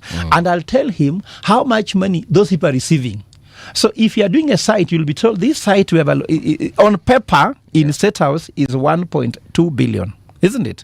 But the person who is receiving the money to do the project could be getting 600 million. Can I ask a question? So Prof? the housing here, there's a big corruption that is happening here that you can't believe. Prof, can I ask a question? So I'm finishing. So if some people have not been paid even the money they used to supply to build affordable housing, then you come as well and say, let me abolish it. You're also killing Kenyans without knowing. Okay. So a government is what we call a continuity, a going concern. Right. When you inherit a government, you inherit plus its problems. Don't say, let me throw away this problem, it's not mine. It is a government problem. As a president, you have to start from where Kenyans are and where they need to be. All right, City. The question I want to ask, Prof, is when we talk of the figures that are received by the developers and the sum total which is stated as having been allocated for the project, are we saying that the 800 million is a sum total that is actually received for the entirety of the project? Or were we saying that at the point when you asked the question, that is the amount that had been received for the projects? That is, when you are doing a project, you cannot be told just what you are going to receive. You're not just told what you are receiving. The budget, let me tell you, there are two budgets, isn't it? There is one which is with the person developing, and there is the one that the government is reporting. You understand me? The government, whatever they finish a project now, the ones they launched yesterday, isn't it? If it was a 2 billion project by the government figures, isn't it? The spending could have been 800 million. You get me? Which means corruption. Right. I had asked when I made your intro, I want you to tell us what you're going to do. I do not want you to tell us what the government has not done, because we also live in this country and we know. Tell us what you want to do different, please. So, if you belong to a party called LDP, what is this thing that will endear me as E.T. Muga to LDP as opposed to many of the other parties that exist in the country? So first of all, this government needs to be disrupted. We cannot run this government that has been run. To disrupt, to do the following. What are the main Kenyan problem, City? We don't start by just what will I do. Corruption is a problem. No, it isn't. Corruption is not a problem. Okay, for me, it's a problem. The problem is impunity. Corruption is the manifestation of impunity. Okay, so impunity is the problem. How will I kill that? When I become president, and people have been telling me not to say it, but I will say it because that's what I believe I'll do, isn't it? The first thing is that anybody who has more than 2 billion shillings, isn't it? We freeze that account, not going taking them to ESCC, and they explain how they got the other money is when they get that money back. We're not taking people's money. That's the first thing. Taking us to ESCC is a washing machine. That's why ESCC is 200 meters from State House. Can you believe it, my brother at City Muga? ESCC receives a budget of 3.9 billion per year to operate, isn't it? They have operated for 15 years. That means they have forked 58.5 billion shillings in their operation, isn't it? And they have recovered 28 billion. You tell me how you can use 58.5 billion to recover 28 billion, and the corruption in Kenya in total is 6.7 trillion. When will they recover that money? So these things of ESCC, it will be dead day one. ESCC is the most useless thing ever manufactured in Kenya, because the corrupt people go there, they get cleaned. That I was cleared by ESCC. Remember also, anybody running for office in Kenya is cleared by ESCC, including the biggest thief in the country. The name you know yourself. You understand me? All MPs are cleared in ESCC. All ministers are cleared in ESCC. ESCC is a sham that must end day one. Secondly, what I'll do differently, my brother, when I get to office, I will not go to live in State House. In fact, from swearing in, I'll live elsewhere. The military will tell me where. You understand me? But why the military? Of course. We have a protocol that we follow when it comes Those to the issue protocols of- is a problem. I'm talking about disruption. State House must be converted into a museum for people to use even for innovation. I'll create a youth hub for innovation in State House. You understand? People don't know how that relic looks like. Can you imagine someone is telling me that in 40 days you spend 3.8 billion shillings in State House? How can a president have 26 state houses that you live in Nairobi? You can live. Those things should be used even for what I would call retreat centers, isn't it? Run by organization like religious organization for retreats. We don't need those things. So where would in you Germany, live as how many president? state houses are there? We want to be Singapore, isn't it? How many state houses are in Singapore? I don't know. Do you know that German Chancellor Angela Merkel lives in an apartment? While for us, we live in a castle. Why should you live in a castle? How many beds do you need in the country that somebody has 26 beds at a given time, while a Kenyan is sleeping on a mat? Okay, Then you tell Prof, them you're their president. we've gotten. So You- I'm you- saying you want we to will disrupt. do serious disruption. How will this disruption help the life of the Mwananchi? How will the Mwananchi's life suddenly improve? Let me because of tell this you, disruption? if we spend 3.8 billion shillings in 40 days in state out expenditure, isn't it? That money will go to education. That money will go to health. 3.8 billion. In 40 days. Every 40 days, State House spends 3.8 billion. Let's make it 4 billion. So if we multiply it by 12, that's 48 billion. Yes. By 12 months, that's 48 billion. Yes. And that money can go directly in giving free healthcare. You understand me? We have a prototype on how to create 100,000 jobs per county in the 42 counties that qualify just by manufacturing. What do you need to qualify? We are going to use agriculture.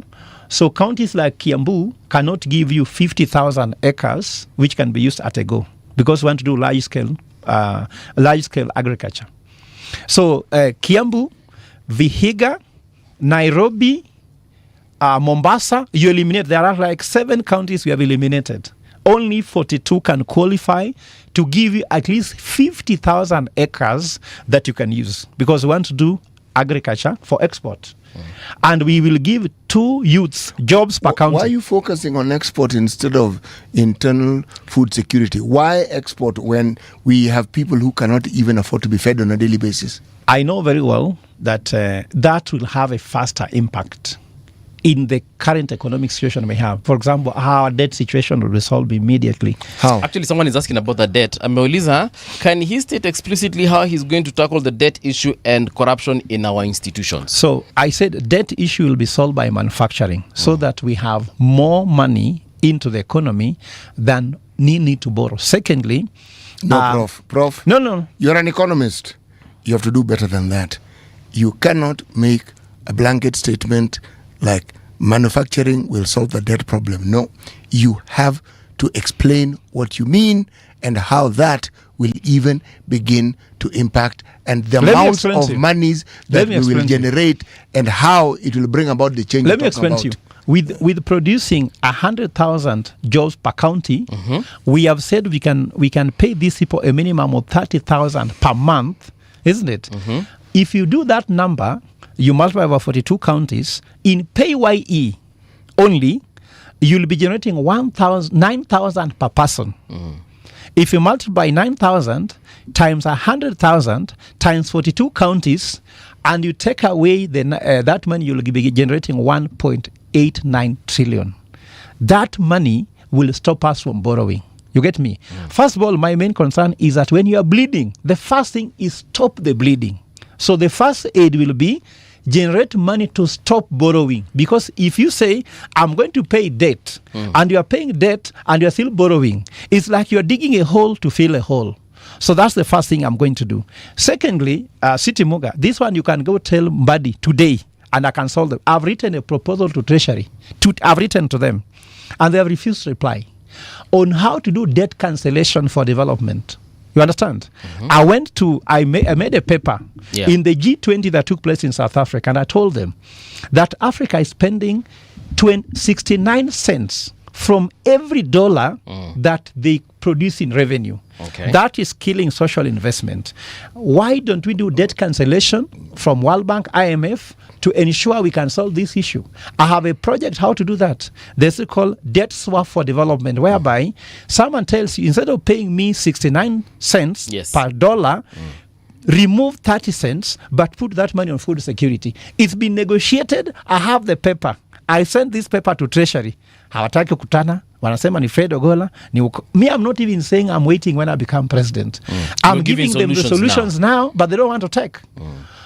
So these people are not interested to do what Kenyans want. The solutions are there. Lastly, the solutions you've come up with, have you peer reviewed them even with your colleagues just to ask, am I crazy when I propose this? I'll tell you, I'll show you in camera, isn't it? Yeah. I sent to someone working in Treasury who told me this is a great proposal. I'm giving the number of the PA of John Buddy. He's not responded to me. I'll show you those messages written. You understand?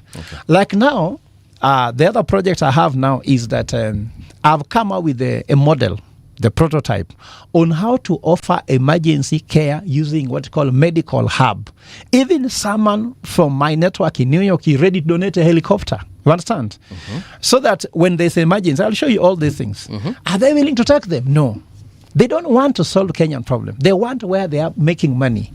When you meet a politician, it's not how much money. Had I told them, if you come here, the first check will go to you, which is 100 million, they will have come. Isn't it? But no, I don't do those things. I don't do brown envelopes. My envelopes must be white. You understand? That's how corruption ends. All envelopes must be white. So these solutions are existing right now. And what's happening? I'm doing it for other countries. That's why you saw me, I was in Juba, meeting the mighty there people, because they are willing to listen. I'm doing this for Rwanda, isn't it?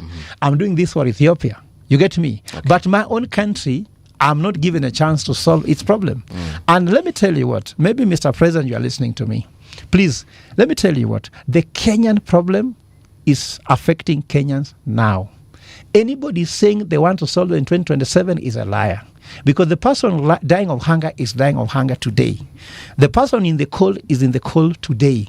That person without a clothes does not have a clothes today. A child who can't go to school is going to miss school in January, not in 2027. And that's why my proposals are not when I become. No, they're about now. That's why the person asking there, what has Fred Ogola done? Go to Strathmore. The Institute of Healthcare Management was among the people set it up in Strathmore. Lesiampe was my student there, isn't it? Lesiampe he was a CEO of NH or KNH. He was under scholarship. That's why when Lesiampe went to Jaramogi Oginga Odinga Hospital as the CEO, I went there, he told me, Professor, please welcome, let's have a cup of tea. You really developed me. That's when Lesiampe became a PS. When you sit here, you can count the names of people who have made impact in their lives who are making impact in Kenya. James Mwangi was my student. Do you want me to continue? Paul Russo of KCB was my student. I mentored him, isn't it? Even help him how to look for solutions for the bank. Go to housing finance. You go to Robert Kibara. He was my student.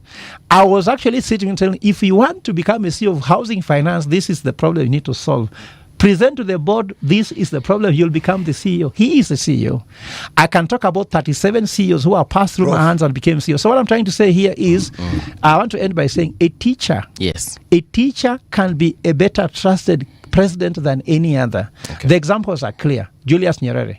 You know Senghor was a teacher, isn't it? Go to Mwai Kibaki, he was a teacher, isn't it? There's a heart of a teacher. That's why we trust our children with teachers. And our children trust teachers more than parents. All right. Prof, we've come to the end of the show. City, you wanted to say something? All right. I know how to get hold of the prof. Yeah. I will get hold of him and we'll talk somewhere. Before I let you go, Professor, because my producer is telling me that perhaps I shouldn't be quick to dislodge you from the show. Hold it? Yes. That's not what the producer is saying. Yeah. The producer is saying Nisawa. Nisawa, sawa. Professor, asante tena sana. We invite you once again. Thank you. Because next year ni campaign yote either way. Yes. So karibu tena sana. Thank you. Merry Christmas and a Happy New Year. To you too and all the radio generation listeners. All right. Yes. Radio generation, the sound is fine. Pump it up, turn it high all the time. Let the music move you, let's sway.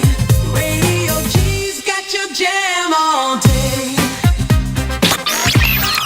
Radio Generation, the home of urban soul.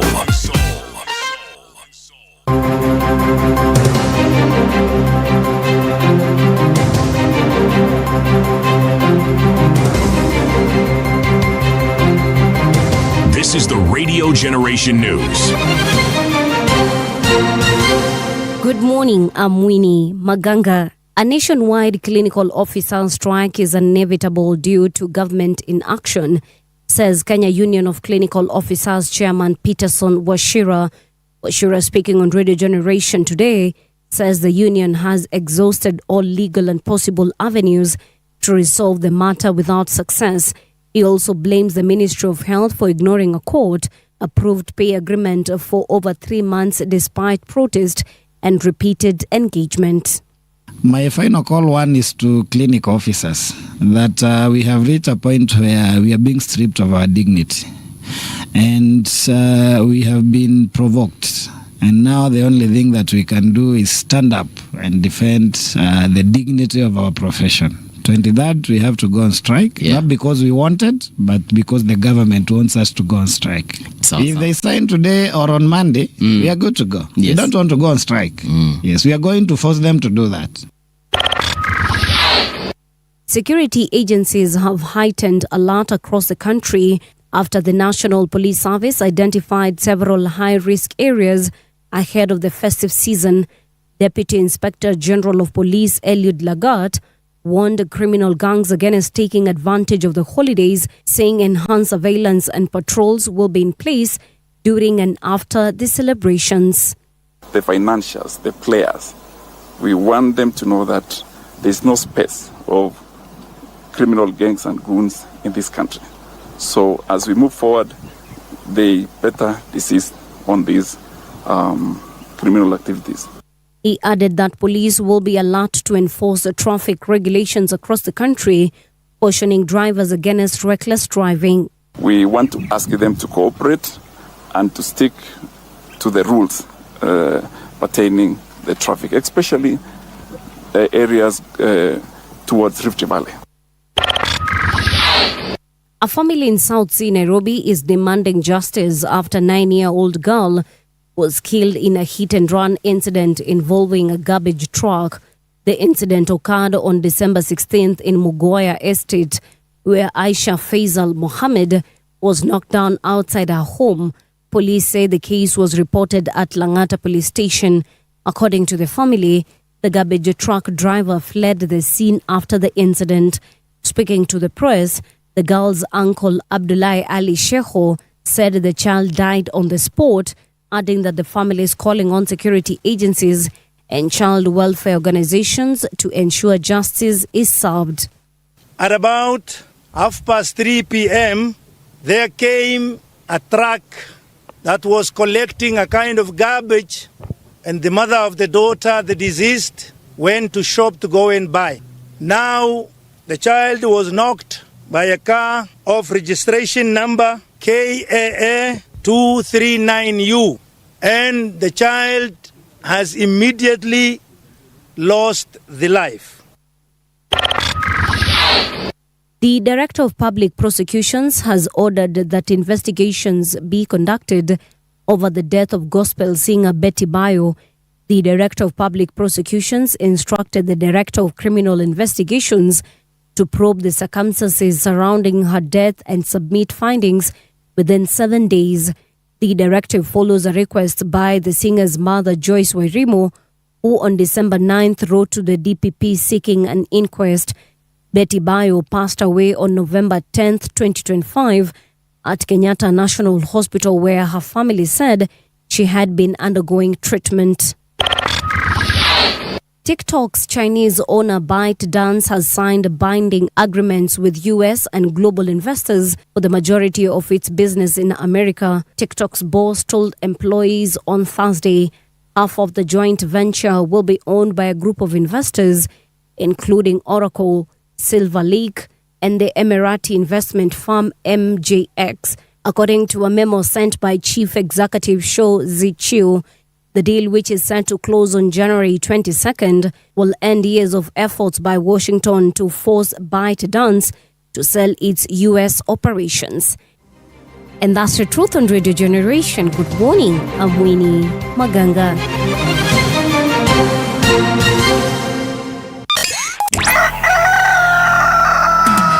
In the beginning, there was morning radio. But now there is Radio Generations, the People's Breakfast. Curious and bold, getting facts from the shadows. That's what it is. Now, as the city wakes and secrets stir, a bright new voice shines. The People's Breakfast. Your morning, your voice, your journey. Good morning. Good morning, my neighbor. Welcome to the home of hard truths and bold insights. Radio Generation. Welcome back. The time right now is 6 minutes past 9 o'clock. It is the last hour. But like we like saying, good things will always continue irregardless. Now, there's someone here who's saying Prof ought to have been allotted 2 hours. This is Eric Owor. Well, Eric, your wish is my command. The good professor is back. Professor. Yes. I'm sorry I was in a hurry to let you go. Okay. But clearly we hadn't concluded this information. This conversation, sorry. Yeah. And I'm glad you have agreed to return. Yes. Now, just to recap on some of the things we've talked about, we were talking about our population, our human resource, and you have said very clearly how you'd like, or rather your model of how you can increase our productivity as a nation because of the resource that we have. Yeah. And you've spoken about establishing industries in about 42 counties?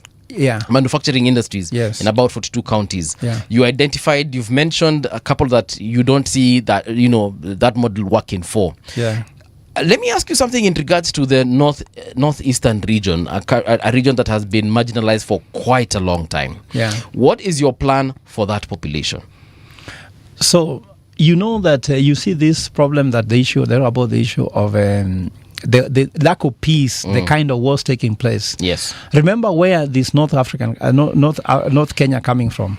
There were people who are doing farmers, isn't it? They do the camel business, isn't it? Pastoralists, yes. So the model there is to get a 50,000 acre and do a ranch. You understand? Yes. Even the one I'm talking about, some counties we shall be doing avocado. But some counties we have a model where we shall be doing ranches for the Maasai community, isn't it? So we can ensure that cattle production is highly commercially viable. You don't normally go to a county and dictate to them. Our mantra at LDP is hekima mashinani, rasilimali mashinani, matunda mashinani. Okay. I don't know that all our listeners understand Swahili. But hekima mashinani means you go to Northeastern and you sit with them. They have their wisdom, how they have been feeding their population, yes, how they have been growing. Then you use that local wisdom with the local resources they have, and you help them produce, and they get what's called the fruits of that. Yeah. So our model is not based that Fred knows. Actually, if you like, we shall just choose 3 things per county, which we have done. Like now, I'll send you something I've written, which is 42 pages of 3 things per county. Even your county, I can tell you what I think is the most viable thing in that county. I That come has from been- Kitui, yeah. Come from Kitui, yes. Yes. I can show you 3 things you can do from. For example, Kitui, you guys produce sand, isn't it? You have no roads. I'll move from Kitui rural. No. I moved from Kitui Central Yes. to Kitui Rural. You know where the road ends? I went in a suit. The time I reached the place I was going, I was dusty like you have no idea, isn't it? But you see the conversations going on between the president and Kalonzo. I don't want to go there. Right. But I'm trying to say is that you also have opportunities for manufacturing that area. You have this thing, they talk about the issue of honey, isn't it? Yes, we do. How can you export your honey? So you take 3 things and you do for the Kitui people. Yeah. The same thing you take for... We also have Ndengu, by the way. Yes, But yes. Ndengu. Like, for example, do you know the county that can beat other counties faster than any other county? Is Migori. Okay. There is no better county. Which one? Migori. Migori. Yes. Tell me any county that has gold, has fish, and has sugarcane.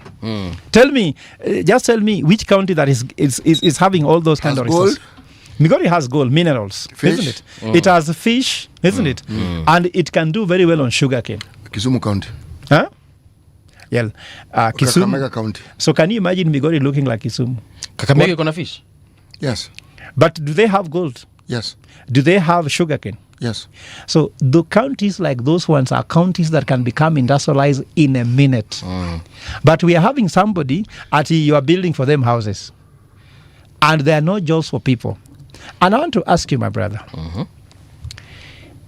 do you know the one thing that LDP is promising everybody? Tell me. Is a job. Everybody. Everybody. And this is possible. I'm talking about 100,000 per county. There's a time we talked about 200,000. Then I was told by one engineer, Fred, there are no, if you do 200, you might find there's a surplus of jobs. So let's just 100,000 per county. Yes. Assuming that there are only 100,000 people in the county who do not have jobs. Is that what one is assuming? We start with that. You know, also, if you... Why do we start with that? Why... You started well when you're talking about understanding the potential that the counties have and building on it. And what I liked, and it was music to my ears, is looking at the cultural heritage of all these counties. Yes. And looking at how they went about the business of feeding themselves and getting along with life. For me, that was a sheer symphony. Somebody has decided to think about what it is that works and then beginning to meet people at the point of not need only, but of understanding. Why the figure 100,000? No, you are doing see, very well. Those Until you got to 100,000. Muga, those are direct jobs. For example, what is a direct job, Professor? A direct job is a job you've created for people. For example, if I say I'm employing 100,000 youth per county, each earning a minimum of 30,000 per month. By the way, City Muga, we have written a bill. The bill we have drafted, how to even incorporate that in the education system. I've written a bill about it. A prototype is not a manifesto. A prototype is designed well. How you incorporate. So what I'm trying to say, once I've created young people, 30,000 people, 100,000 people earning 30K per month, isn't it? That's a direct job. Now, what is a direct job? They'll have a driver probably. They might have a house help, if you like, isn't it? Somebody can now set up a place to sell clothes. What will they be doing in order to be able to raise the money to pay all these people we are talking about? What will they be doing? We are producing. What will you be producing? For example, I've said there's where we are producing avocado, isn't it? There's a place I'm telling you we can do ranches. We are already producing avocado. There are places that already not have the way ranches. we are doing it. We are not doing it in large scale. That's why I'm talking about 50,000 acre at a go. We are having 2 young people supervising per acre. They are not digging because we are going to mechanize it, isn't it? So these 2 young people are just supervising, 1, the planting period, isn't it?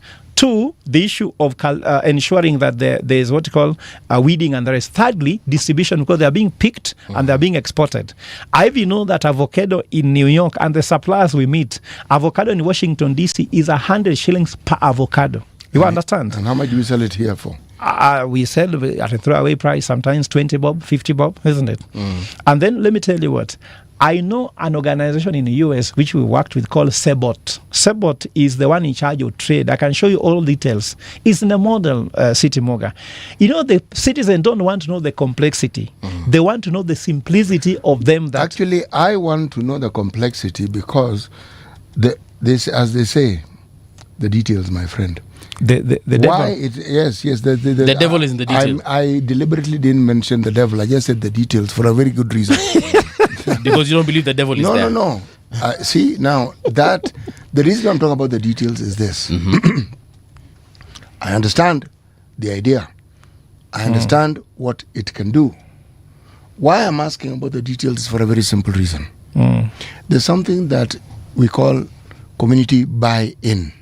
Community buy-in is you have an idea, and the cultural practices comes in because the cultural practices represents a pilot. It is something that has been done, actually proof of concept rather than a pilot. It's something that has been done and proven and accepted over time. So what I hear the professor saying, you're building on this. Essentially, you're upgrading it. So the acceptability factor has more or less been taken care of. Yeah. But when you then inculcate new ideas and a new format, there has to be buy-in for that. Yeah, so, City Munga, have Kenyans produced avocado and exported it? Yes. Isn't it? Yes. So we are just now doing in large scale. For example, you go to Kisii. People produce tea in Kisii, isn't it? Do you know the problem in Kisii? No.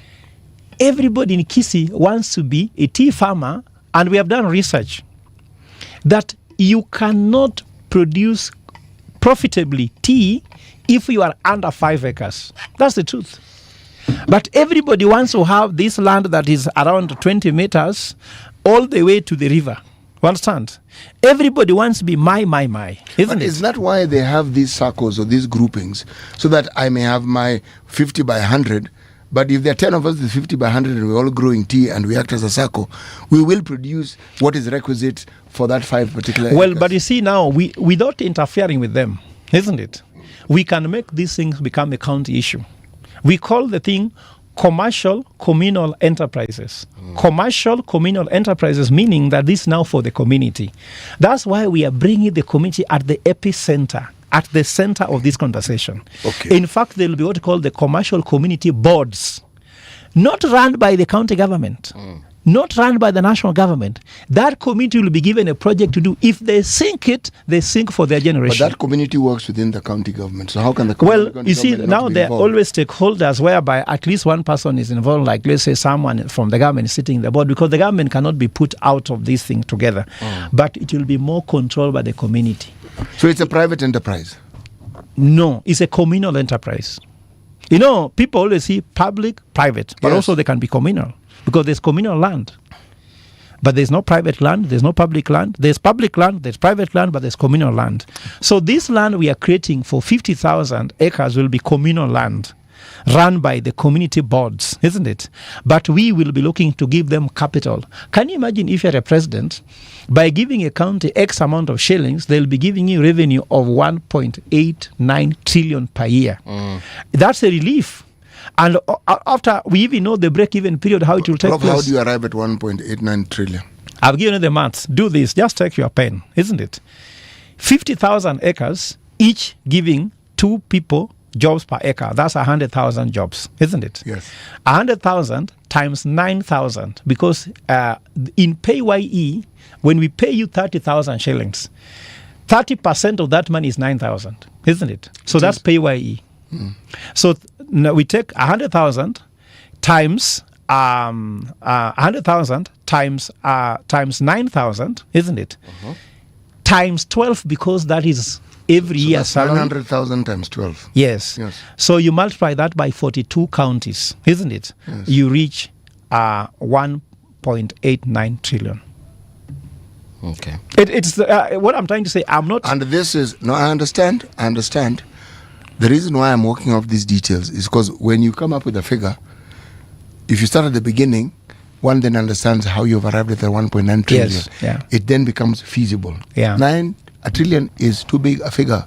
I'm talking about myself to comprehend easily. But when you break it down, I then with something that and imagine, City, I have not even talked about other taxes you can get. I'm talking about PAYE. Just revenue to when someone is getting a pay slip of 30,000, they pay a tax of 9,000, which is standard because I don't want to interfere with the tax system. The problem we had with the president, he was trying to change everything too soon, and it became chaos, and there was no model. Don't come and choke the system first. Come and put something in the system. Then now you can now start rationalizing. For example, if you say we want to lower the taxes from 30 to 25, isn't it? But first of all, we have put enough revenue to cover that if you lose. For example, if you lower your revenue from 20% tax, 30% taxes to 25, if you don't increase the volume, we are going to run a high volume state. Do you know why China is competitive in terms of population? The quality of the population is very high. Allow me to explain this to you in simple terms. If you go to the US, 44% of Americans are called elite, isn't it? Upper class, isn't it? When you come, actually, 30% of Americans are upper class. 44% of Americans are middle class, isn't it? So that is taking you 74% of Americans are either upper class or middle class, leaving you the 26% struggling at the bottom, isn't it? Come to UK, middle class and upper class together constitute 68%, isn't it?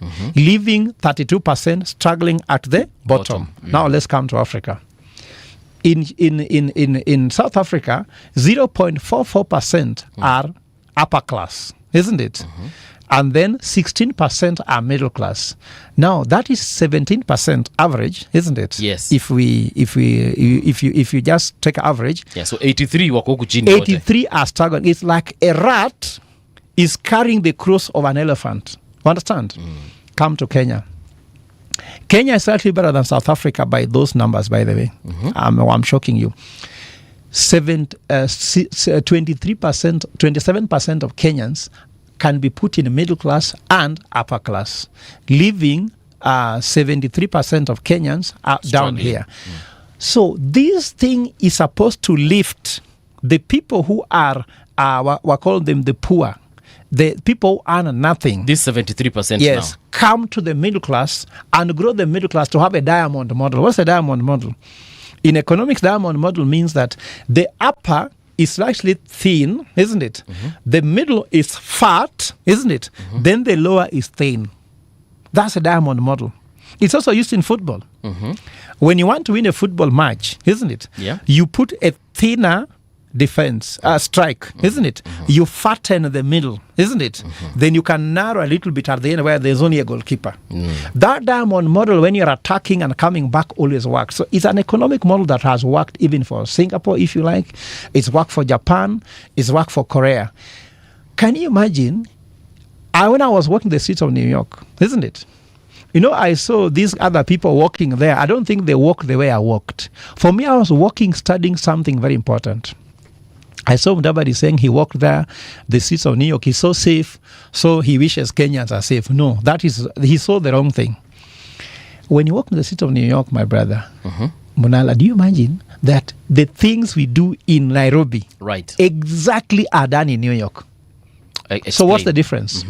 People sell samosa on the streets. Go check. UK, go anywhere in the world. Samosa, so sausages. Smoky. There are drivers who drive school buses. Yeah. There are drivers who drive public services. Yes. There are waiters, there are waiteresses, there are nurses, there are doctors. Same, isn't it? What's the difference? Is the buying power of the people in the street. Here, you can sell smokies on the street, but mtu akona njaa lakini anapita. Why hana pesa? When you ensure you build a strong middle class where people have money, people just put a card into the machine, you get your money. Here, kila mtu anafanya kile tunasema kwa Kijaluo single dog. Single dog, you are not single dog. Someone tells you, mimi mwalimu nitalipa next week. Sivyo? Nipatie tu size. Waacha tu mtoto aingie nitalipa nini next week. That will happen in January, isn't it? The same person goes to a sock and says, nipatie tu omena nitalipa. He goes again to boda boda. Nibebe tu nitalipa. So you find a chain of 9 people that if the 9th person is not paid, you won't be paid. That's what the government is doing. pending bills is creating the same thing. Somebody worked for the county government or worked for national government. He was not paid.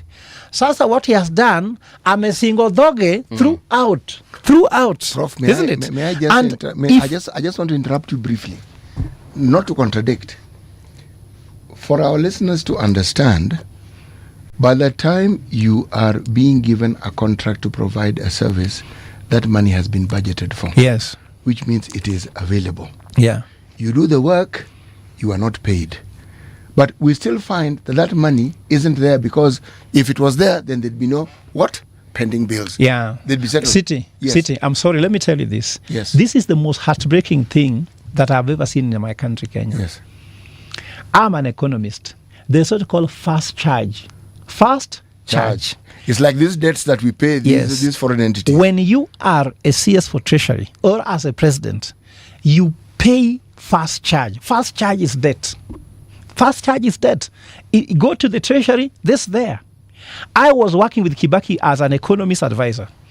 We did fast charge. That brought what's called economic multiply effect. When people are starting businesses, people were being paid. Anybody who worked was paid. So I've told you, when I was in New York, the only difference was some people are being paid.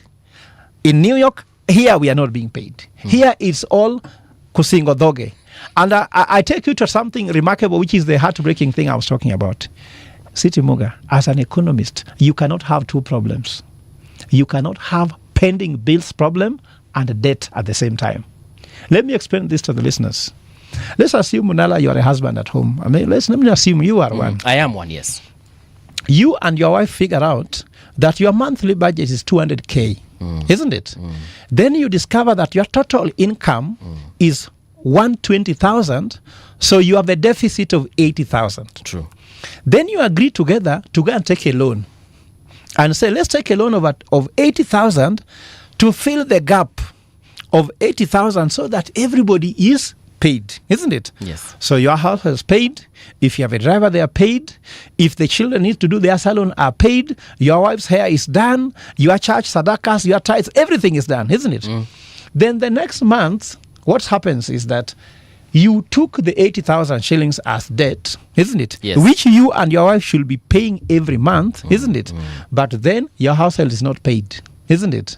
You understand? Yes. The person who supplies sukuma to your house is not paid. The guy who brings for you milk is not paid. The guy who brings honey is not paid. What have you done? You've stolen the money. That's the only way to explain it. Because you cannot be able to have borrowed money to pay house help, so you have a debt to pay, and at the same time you have a pending bills to pay. There must be theft. There's no another way to look at it. True. And for me, I would ask the CS Treasury to sit here to explain to us how a budget is passed in Parliament and all tenders in government reads by the following. Ask anybody. I've worked with the Public Disposal Act, isn't it? Procurement Disposal Act. Yes. It is a law that when you are tendering anything, the opening clauses are that radio generation has set aside a budget to procure your services. It must be in the contract, isn't it? And all the Kenyans who are dying for poverty, like now there's no Christmas going on anywhere. People awarded tenders have not been paid. They have taken money from other people to do the work they are going to be paid. Tell them, let them check their contract. It's written there. The government of Kenya, in the Ministry of Housing, has set aside 20 billion to procure your services to do 1, 2, 3, and will be paid as soon as you submit the ticket. Work done, ticket paid. Actually called certificate. You issue, the certificate is paid. That's what it's called, the certificate of completion. Right. You've completed this phase, you're paid. Let me tell you what I've told you here. We are losing 4 billion shillings to corruption every day. During Uhuru, it was 2 billion. Ruto has increased to 4 billion. The next president should reduce it to 0. You understand? And I've told you how to do it, isn't it? There's a question here Yeah. from a listener. They're asking, This is Sonet Anuluda. Professor, our governors are obstacles in organizing their counties as economic zones and lack the fundamentals of creating employment. Too much reliance on the national government. How I'm understanding this is this model looks very beautiful. Yeah. But what happens when you encounter governors who are not willing to comply? You see, what's happening is that why are they not complying? For whatever reason, political, otherwise. No. Mm-hmm. The person who should set the example cannot set the example. Let me give you a simple example in my house. Before people go to bed, we all kneel down when there's a small rosary and there's a cross in front of us, and we all pray, isn't it? Now, I have a daughter who is 4 years. If I don't kneel, Daddy, you don't kneel? That's the question. They follow what you do, not what you say. So when you have a president, isn't it, who, for the lack of a better word, isn't it, isn't not complying, who should enforce compliance? That's I told you, to cure the corruption, yes. Isn't it? The day I'm sworn in as president, isn't it, I will go and ask myself, I'll take the Bible first and said, I'll never receive money from anyone to do any service. Then the next person taking that oath is the deputy president, isn't it? If I take that oath, it is taken by the CDF, isn't it? It's taken by Inspector General. After all these have taken over, as we form government, after being appointed as a CS, all right.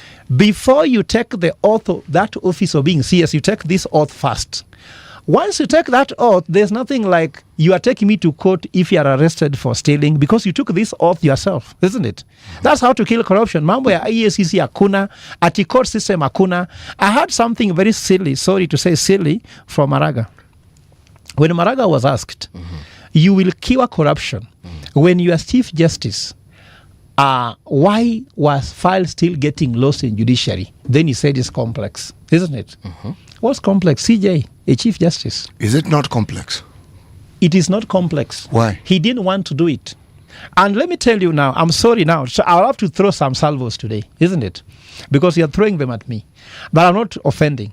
Do you know, I've heard people talking about how Maraga is stickler of the law, how he can solve the Kenyan problem. Yes. Amesema yeye ni mkatiba atatibu Kenya, isn't it? Let me give you, I have evidence. First, who was the judge who acquitted William Ruto for the death in Kiamba? Who is that judge? It's Maraga. Until EACC wrote, and I can give you a document. Yes. EACC said that the reason why they are now taking over the case because Kenya is incapable of giving Kenyan justice is a judge has acquitted somebody when there is glaring evidence. You get me? Professor. So I'm just trying to tell you, it's not complex, my brother. When the head is straight, the other parts of the body is straight. But so if I'm a president and I'm the one who is corrupt, how can a county governor be compliant? Before we forget this Maraga issue, I'm under the impression that judgments are made according to evidence presented and how the prosecution, the lawyers argue there up the was case. glaring evidence. I have a document I'll share with you where all the evidence was there not to acquit, but he did acquit. Another one, because that can be isolated, isn't it? Okay. There was an MP who was killed. He was killed by a Kisi. The Kisi related to Maraga, isn't it? That guy was acquitted. Who killed an MP? I also have the case filed with me. I do my research. But Prof, let me just continue. We also do our research, and we understand and we hear what you're saying. But a judge cannot, or are you saying that there are judges, and you're giving Maraga as an example, who even when there's evidence before them, they ignore that evidence and give a judgment that is contrary? Yes, so I'm saying he did Why that. was that case then not appealed? So if the Chief Justice is the one who is acquitting people where there's glaring evidence. Glaring according to whom? This one I have to ask. No, but you see, there's always a legal opinion. Who determines the threshold of that evidence? After every case, city, always there's a legal opinion given, isn't it? By the legal professionals, isn't it? Who are unbiased, we're talking about the merits and demerits. A legal opinion may So looking at it, everything Maraga said did not exist in the case. Someone says actually this evidence was produced. Did anyone appeal this case? Now let me tell you, my brother. Yeah. you know what happens in this country. Do you know I've been arrested 12 times? You have because been of arrested. appealing, isn't it? I've been arrested. I've been cell for 12 times. I've been there. City, you know this. Just go and check on YouTube. Fred Ogola arrested. You'll see over 20 clips, isn't it? Okay. And the last time I left the Central Police. Why I am now okay, because after being dismissed from Strathmore, the Catholic Church took me and gave me the position of DVC. Okay. Now, DVC, by the Kenyan law, isn't it, is like a VIP, isn't it? Okay. I cannot be arrested just being put in the cell. I can be asked to appear in court or at the appear police in the police station. That's when it stopped. Okay. But 12 times, I was being arrested like 2 weeks. I want to confess here that my mother-in-law came and took my wife and my kids because he saw that there was chaos. City, we've gone through a lot. And My wife left last year in October 4th, went to Voi. I struggled until February to bring them back because the parents said, no, you're putting my grandchildren in risk. Leave fighting the government.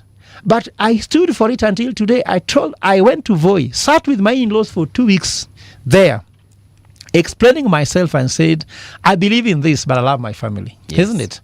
It's only when this appointment came, they stopped arresting me. When they tell you, well, we get threatened. We get threatened like now. Yes. I can tell you many cases. Do you have something particularly against the president of this No, country? I love my country, and I see he's not helping my country go. It's going. It's not about hate. All right. And let me explain to you, City Muga. Let's discuss this. Love, since you're here, love is a more powerful force more than hate. Prof, since you're here, let's discuss this thing. And it's a good day to discuss this. Yeah. There are many people who dislike the president. Not the government, the president. Yeah. How I know this is because of the narratives that I hear, I read, that are directed at the person of the president. Perhaps there are things that these individuals have encountered at the hands of the individual and not the government, and so they have reason for what it is that they do. When we refer to the government, we often refer to the executive. Yeah. Okay? And we refer to the power that the executive in this country has had in our history. Sometimes we speak as though we don't even have a new constitution that actually limits these powers. And the reason is because since the promulgation, beginning with President Uhuru, we saw how presidents disregard the law. Yeah. How presidents disregard court rulings completely, just disregard them completely. How we saw individuals like Matiang'i, who now want to be presidents, disregarding the same law. So here we are. Within any government, from everything that I have observed over time, I am shy and I am reticent to say that the president knows everything that happens. Why? Because I have seen people who are in proximity to power doing things that the president may not even be aware of. The thing hits him later that this is what happened. Yeah. And they'll claim they're doing it on behalf. But part of the reason is because these people tend to have a certain free ticket to do certain things because of the things that they purportedly do on behalf of the president. Now, here we find ourselves. You are a presidential candidate. Yeah. It is important that we understand what you want to do. Too many people who want to do who want the position you want, tell us about the ills of this particular president and his government. Every government in this country has perpetrated ills that, if that were the case, even the ones who have died should have been jailed before they actually passed away. Yeah. Again, here we are. We need to hear what you want to do that is different. These people have harmed you and they have wronged you. You are a man who understands what the good book teaches and what the faith you subscribe to teaches. The element of forgiveness must be brought to bear. You cannot lead a country if you are angry, if you are bitter, because then you will be vengeful. Yeah. You will not be a good leader. Yeah. The brain you have is useful. Let us hear what you want to do and what you want to do different. It's important. Don't let it get lost in this conversation of what has happened. Oh, yeah. Thank you. So that's why actually, City, I was telling you why we are talking about him, because he asked me a question on this corruption. They are telling you now that's what happens when you have a leader who knows what he wants. I gave you the example of my family. Simple thing like every time before people go to bed, you're at home. City, do you know how hard it is to keep that promise? That today daddy did not come, isn't it? I only miss when I'm out of town, isn't it? And by keeping that thing happening for the family every day, that every time they sleep around 7:30, in between there, you kneel down with them and pray with them. That is discipline that brings everything. I got it from my father, where there were some things which were not negotiable. There are things about God, you can't negotiate about it. You can't say, I'm traveling on Sunday. That traveling will be cancelled because Sunday you should go to church. Unless you tell him, I'll begin with a 6 o'clock mass, then I travel, or I reach Mombasa, I'll have an evening mass. You must explain it. So the leadership will solve the issue of governance, isn't it? Secondly, let me tell you where LDP comes in. To solve the governor issue. Yes. Now, as I speak, I have somebody called Dr. Karangu, isn't it? He comes from Nyahururu. He's running for Nyandarua governor. He is a president of students in Vancouver, Canada. The other day we were them at home, isn't it? That's a technocrat. So LDP is run by technocrats. We will not do nomination, no primaries. Yes. We will pick people who believe in the ideology of LDP. Ideology here, we don't go manifesto. Let a governor tell me his prototype for that place. If he cannot buy the prototype we are selling on how to create 100,000 jobs in Nyahururu or Nyandarua, let him tell us another one. Once we agree on it, he becomes the governor candidate for us. We don't look for someone who is popular, someone who is rich. We look for who has got the right idea. Okay. We better fail with the person who has the right idea than succeed with someone who will spoil our name after being governor. So as president, first of all, selection. Okay. When I was a professor in Strathmore, right, I gave a strategy for the university. And I said, our strategy will be student selection.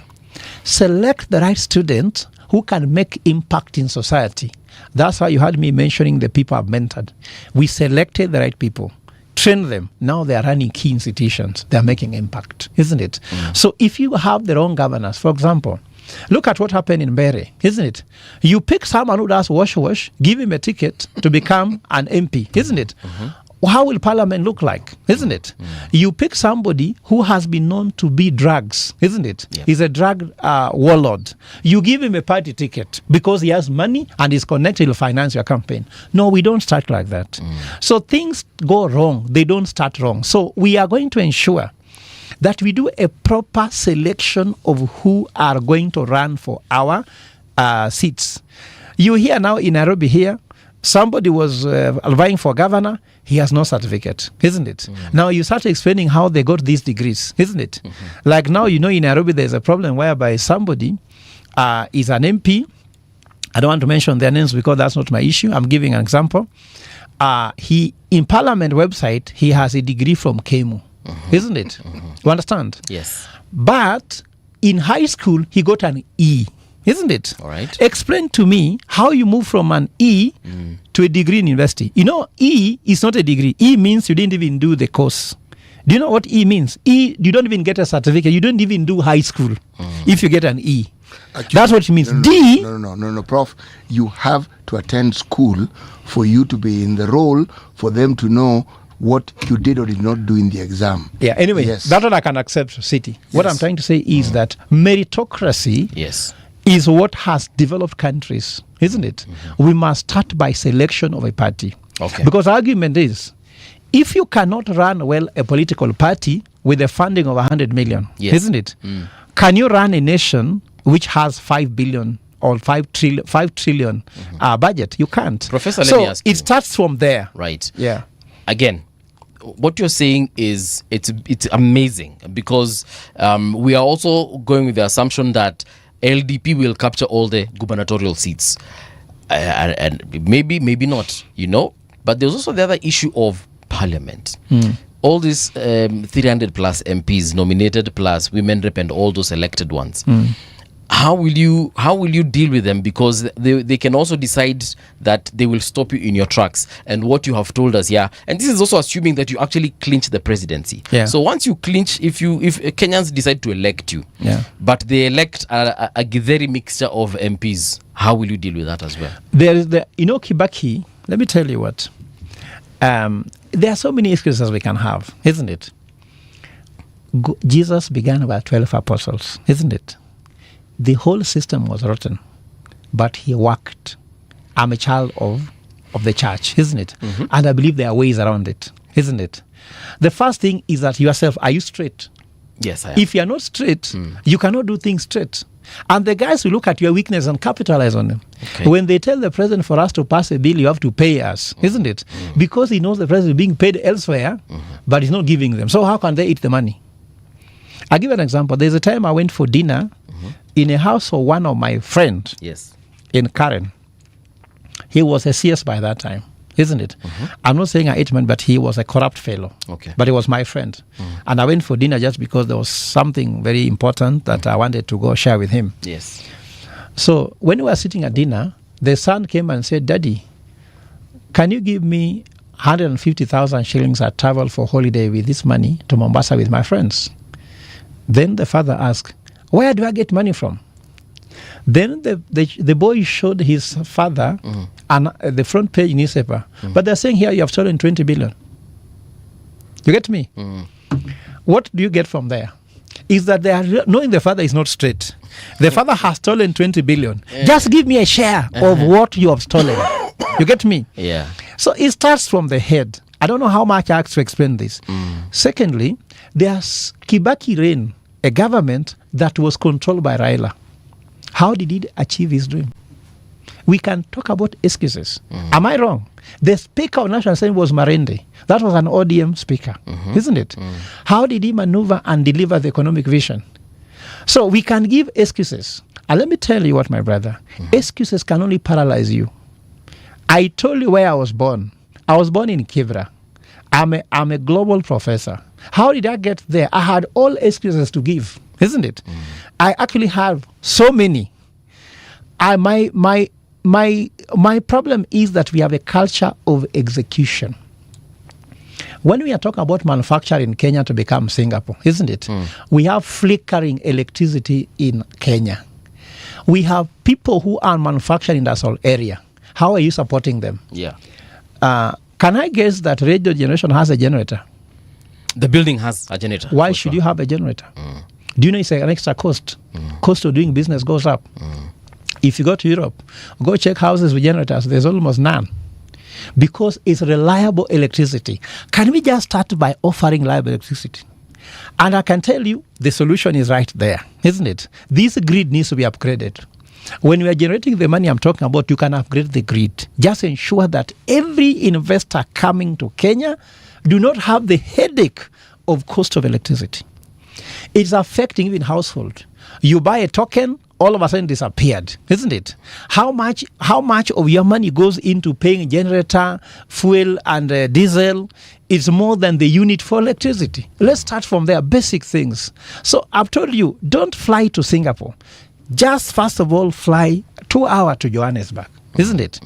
Of course, there they have load shedding. They call load shedding. Load shedding. Load shedding. Where they have electricity issues also. Yeah, so they have. But imagine they have, and they are very much advanced. You know, the per capita income for that country is higher than Kenya. So what I'm trying to say here is that there's a culture of execution. When you want to do something, you should do it. Imagine the president is traveling too much. He has no time to sit in office. That's why I told you, when I become president, you must sit in Arambe House, isn't it? Somebody can come and book an appointment with the secretary and see you, isn't it? The current State House has got 4 gates, isn't it? There's gate A that you pass through the formal system. Then it can take 1 year. Isn't it? No. Go and write to Henry Kosgei, to Felix Kosgei, asking him to have an appointment with the president, isn't it? It will take you long. But there's a shortcut.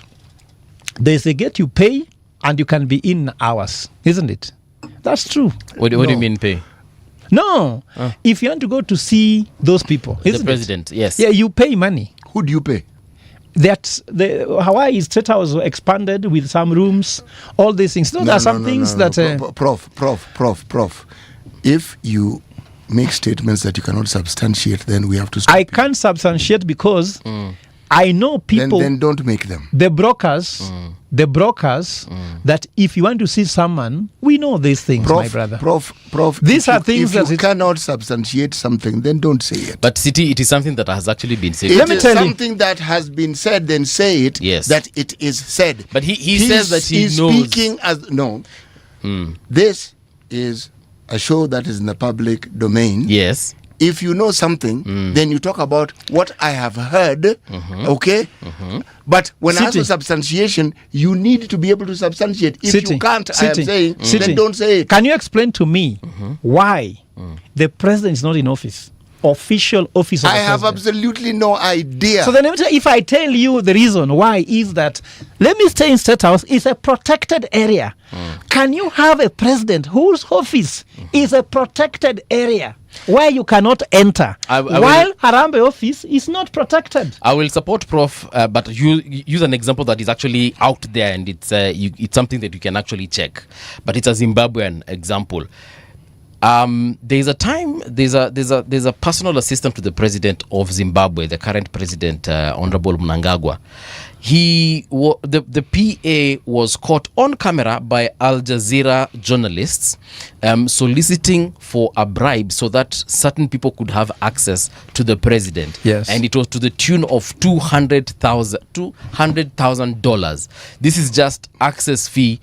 So the president was not necessarily directly implicated, but his PA told these individuals that wanted to go and see that president, nipatieni 200,000 ndawapatia nafasi mwende mkone rais. So if that can happen in a country like Zimbabwe, I do not see why it cannot happen in this country. I've told you I have economic solutions for this country, isn't it? Yes. And I am willing, isn't it, to have this conversation, not to work for government, isn't it? But have this conversation. Let me say, suppose you were the one, and you want to go to see the president. Can you tell me the process to see him? The president of Kenya? Yes. You have to write to why would I want to see the president? I'm saying, suppose you have something to tell him. Yes. Isn't it? I'm assuming I have to go to Harambe House, request to see him. But You have to write a letter. Why would I want to see You the have to write a letter For whatever to reason. to Felix Kosgei and request. Okay. Isn't it? All right. I've told you, I've written a letter to Treasury to solve the problem, isn't it? No one is getting back to me. No, isn't it? you have written to offer a solution, Yeah. not to solve a problem. Those are two very different things. When you offer a solution, you have something that you believe would be able to solve a problem that currently exists. It is not to say that they themselves do not have the same idea as you. Neither do we know why it is you are not able to present your idea. Prof, there's something I'm Anyway, trying what to I'm say trying to here. say, in short, What I'm trying to say here, Prof, is this. When you are speaking to the public as you are now, the things you say must be substantive. It is your own personal view. Say, this is my view on the subject, so we know it is your view. But when you state it as though it's a given fact, it isn't a given fact. He gave an example of something that was filmed. We hear all manner of crazy things that people do, people who ask for bribes, individuals who take money to offer positions in government. We hear these things all the time. I do not have credible evidence, so I never talk about it. So let me tell you, I fly to Sudan, isn't it? South Sudan, and I meet the president, isn't it? Easily. No Isn't bribes given. What I'm saying, I never gave. Yes. I've met Kagame, isn't it? Easily. I decided to host a conference in Kigali because here I tried to reach everybody in government to do it here. I failed. I can show you letters written, isn't it, with excuses why we can't do it, isn't it? These are evidence. So, City, I have tried to do. Tell me now exactly how to do it with you in public here, how I can do it. If you don't know how I can do it, you can't criticize me because I've tried to do it. Fred Ogola, not I'm listening to rumors, isn't it? Prof, that is I wanted to host a conference called Aheti to solve healthcare here. It ended up in Kigali because the guys were telling me, Bana, you are not even meeting these people. How can we trust you? Isn't it? And I tried. It was sponsored by the Jesuit community in Kigali. It was on 2nd of it was on 2nd of January, 2nd to 3rd, 2024. Okay. It is there. It is evidence. There's videos and photos. How should a Kenyan go and host a conference in Kigali? And let me tell you what the challenges I had. When you book a conference in the Kigali, KICC. the convention center there. Or in Kigali, okay. Uh-huh. Do you know that you pay for internet? 250,000 Kenyan shillings. Yes, in KICC is free. Would I go pay 250,000 shillings in Kigali when I can do it here for free? Would I have to travel, carry a team, media team, everything to Kigali when I can do it here? Okay. While City here is telling me I should believe him that I have no evidence that there is no way to access these people.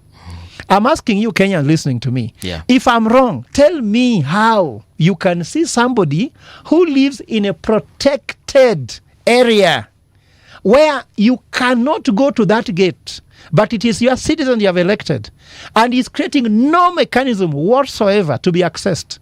So what I'll do different, I'll ensure there's office hours, that no one needs to be given money, if at all, or even if there's no one being given money, I'll show Kenyans how to access their president, isn't it? You must be in office around 9 to around maybe 2 p.m., isn't it? Somebody can go and book an appointment with the secretary, isn't it? And that must be a policy, isn't it? Yes. When you book the appointment and is given, it should be done, isn't it? Okay. Now, the issue is now, how do you screen so that even not everybody coming with nothing to offer, isn't it? So there should be a screening process, isn't it? How you reach there.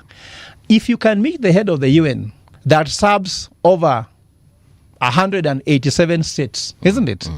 Why not meet a president who is only one state? You understand? I was in New York. I went to the UN Security Council headquarters. I was there within 3 days. I was given an appointment. Yes. I went there to explain to them what I think about how the global financial architecture needs to be changed, isn't it? In Kenya, sometimes even meeting an MCA is difficult. Forget about the president, because you might think I have something personal with him. How do you meet your MCA? Maybe if there's a funeral, isn't it? In a funeral, they come with protocol, isn't it? Sometimes meeting an MP is a difficult thing. Sometimes meeting just a member of parliament. This is a culture we are creating which is unnecessary. That you have to create a facade. Have you seen me come with the driver here? Have you seen Kagame driving himself in Kigali? Isn't it? Has it stopped him from being a president? So we create so many barriers for people for nothing, and that's why the state is too expensive. One person, look at how many vehicles that carry the presidential escort. Did you see the day of Jamhuri Day? Prof, you saw that. No. Do you need to travel like you are in a country of war? Prof, you have what I'm time trying to say, talk this about country the needs policies disruption. that LDP would have. You're focusing your attention on the ills of the president. Let me repeat what I told you earlier on. I live in this country. I see the things you see. There are things you've experienced I've never experienced. And we are grateful to hear them. I want to know what LDP is going to do, Prof. So I've told you one, which is importantly. Yes. LDP is the only party that can unite Kenyans without tribe, because that's what we don't sell. All right. Isn't it? Every party we have here, you can put them to a region. LDP, you cannot put us to any region. It's done by technocrats, isn't it? We also said there's no nomination because we have seen that there is no political party in Kenya that has got a power to hold free and fair primaries. Can I give an example? I saw last time UDA did the grassroots election and they spent 100 million shillings, isn't it? Yes. How can we do a national election in Kenya with 46 billion to IBC? Is there any party that can mobilize 46 billion? So Liberal Democrats, we are very clear that we shall take people who believe in the manifesto. Why are we doing this? With the Labour Party in UK, for example, they train you, they mentor you until you become a Labour. That's why we have conservatives, we have liberals, and you are a liberal by even what you believe in. Yes. So we will be talking about a party that people believe in its own ideology. So it will be an ideological party. Is a party you want to grow to be as long as ANC? ANC is 117 years old, isn't it? How do you know any party in Kenya which is 100 years? Maybe KANU, for reasons we don't understand, isn't it? It's not even 100. KANU was born after. Well, I'm just trying to say maybe. Sure. But I don't want to dismiss everybody, isn't it? Yes. So we will be such a party. Secondly, I've told you we are going to focus on prototypes. Prototypes are actual things you can do, isn't it? Thirdly, we will be very much concerned about running the party technocratically. Right. And technocratically means that we want to attract professionals. Like now, a city. People ask me, hey, whole professor, why do you join dirty politics? We want to show Kenyans that politics is not dirty. But politics is done by dirty people, isn't it? That does not make politics dirty. So can we make politics clean by now bringing people who are clean to LDP to play politics which is not dirty? Like people ask me, do you have goons? I tell them, no, I don't need goons, isn't it? Why don't I need goons? My brother, I've taught 1 million executives, isn't it? These are professionals. Right. Yesterday, I was giving a keynote speech in a graduation where I was invited by a owner of a college, isn't it? He sees me as a presidential candidate, but he allows me to talk about academia. I talk to doctors, I talk to nurses, I talk to bankers, I talk to insurance leaders. They should be the people who can say, let's support Professor. Can't they mobilize? Yes, they can mobilize. Right. I'm a church boy, isn't it? What if the Catholic Church says they want to support me? Because they can't tell me they leave me and support a non-Catholic and then tell me they believe in Catholicism, isn't it? Okay. Because if they don't believe on a Catholic being president, then they should have even abandoned the Catholic faith and joined Protestant, for example. Yeah. I'm just saying. All right. But I'm not just within the Catholic Church. Our bishops in Kibra here, the day I came from the US, I was given Thanksgiving Mass church in service in Kibra with 100 pastors and bishops. Okay. I went to Ruiru. They raised an altar to pray for me to become president, isn't it? These are pastors who come from Mount Kenya. Now, actually, the people they call my pastor and my spiritual guide actually is a Kikuyu pastor from Ruiru. Okay. So these churches where people are full, can't they mobilize? When I was campaigning in Kenya City, Moga discovered... Prof, we have I'll literally allow you 30 seconds. Yeah, so I'm trying to say we'll mobilize using the church, using the professionals, and also using the youth who wants change for this country, the Gen Zs. If they see my policies attractive to them, they can join me and can win. So LDP will be more of solutions driven, but not creating other problems by creating new things and confusing the system. Okay. We'll be taking the problems Kenyans have and solve them, because the president is meant to solve the problem that affects his people. Prof, let me commend you, because when you came here, you've spoken about policy and the plans that you have for Kenyans as opposed to attacking, but you've mentioned a few people here and there. Yeah. However, let me commend you that this is perhaps the kind of politics we need to have, and we wish you all the best in this particular quest. Yes. Rest assured, you have a space here to come and talk about how you will uplift Kenyans. Do you have any message for them as far as Christmas is concerned? Fellow Kenyans, I want to wish you a Merry Christmas. The most important thing is stay with your family. Have hopes. Let us not be told that the elections for 2027 is decided. God is going to give you a leader, because your cries have been heard by God in God's ears, just like he heard the Israelites' cries. Yeah. Your salvation is coming, but it's you have to play your part and pay the price of getting the right leader. The leader will not fall from heaven. It is you who must pay a price and fast for one night and get the right leader so that you can be fed for 5 years. Thank you. Thank you very much, Professor. Folks, we shall be seeing you bright and early on Monday. Yes, I know you're probably wondering, when watu endi ushago? Atuendi ushago, tutakuwa hapa. See you. We're living in the safe hands of this ladies called Lady Mathai and Rania Abdi on the retro box.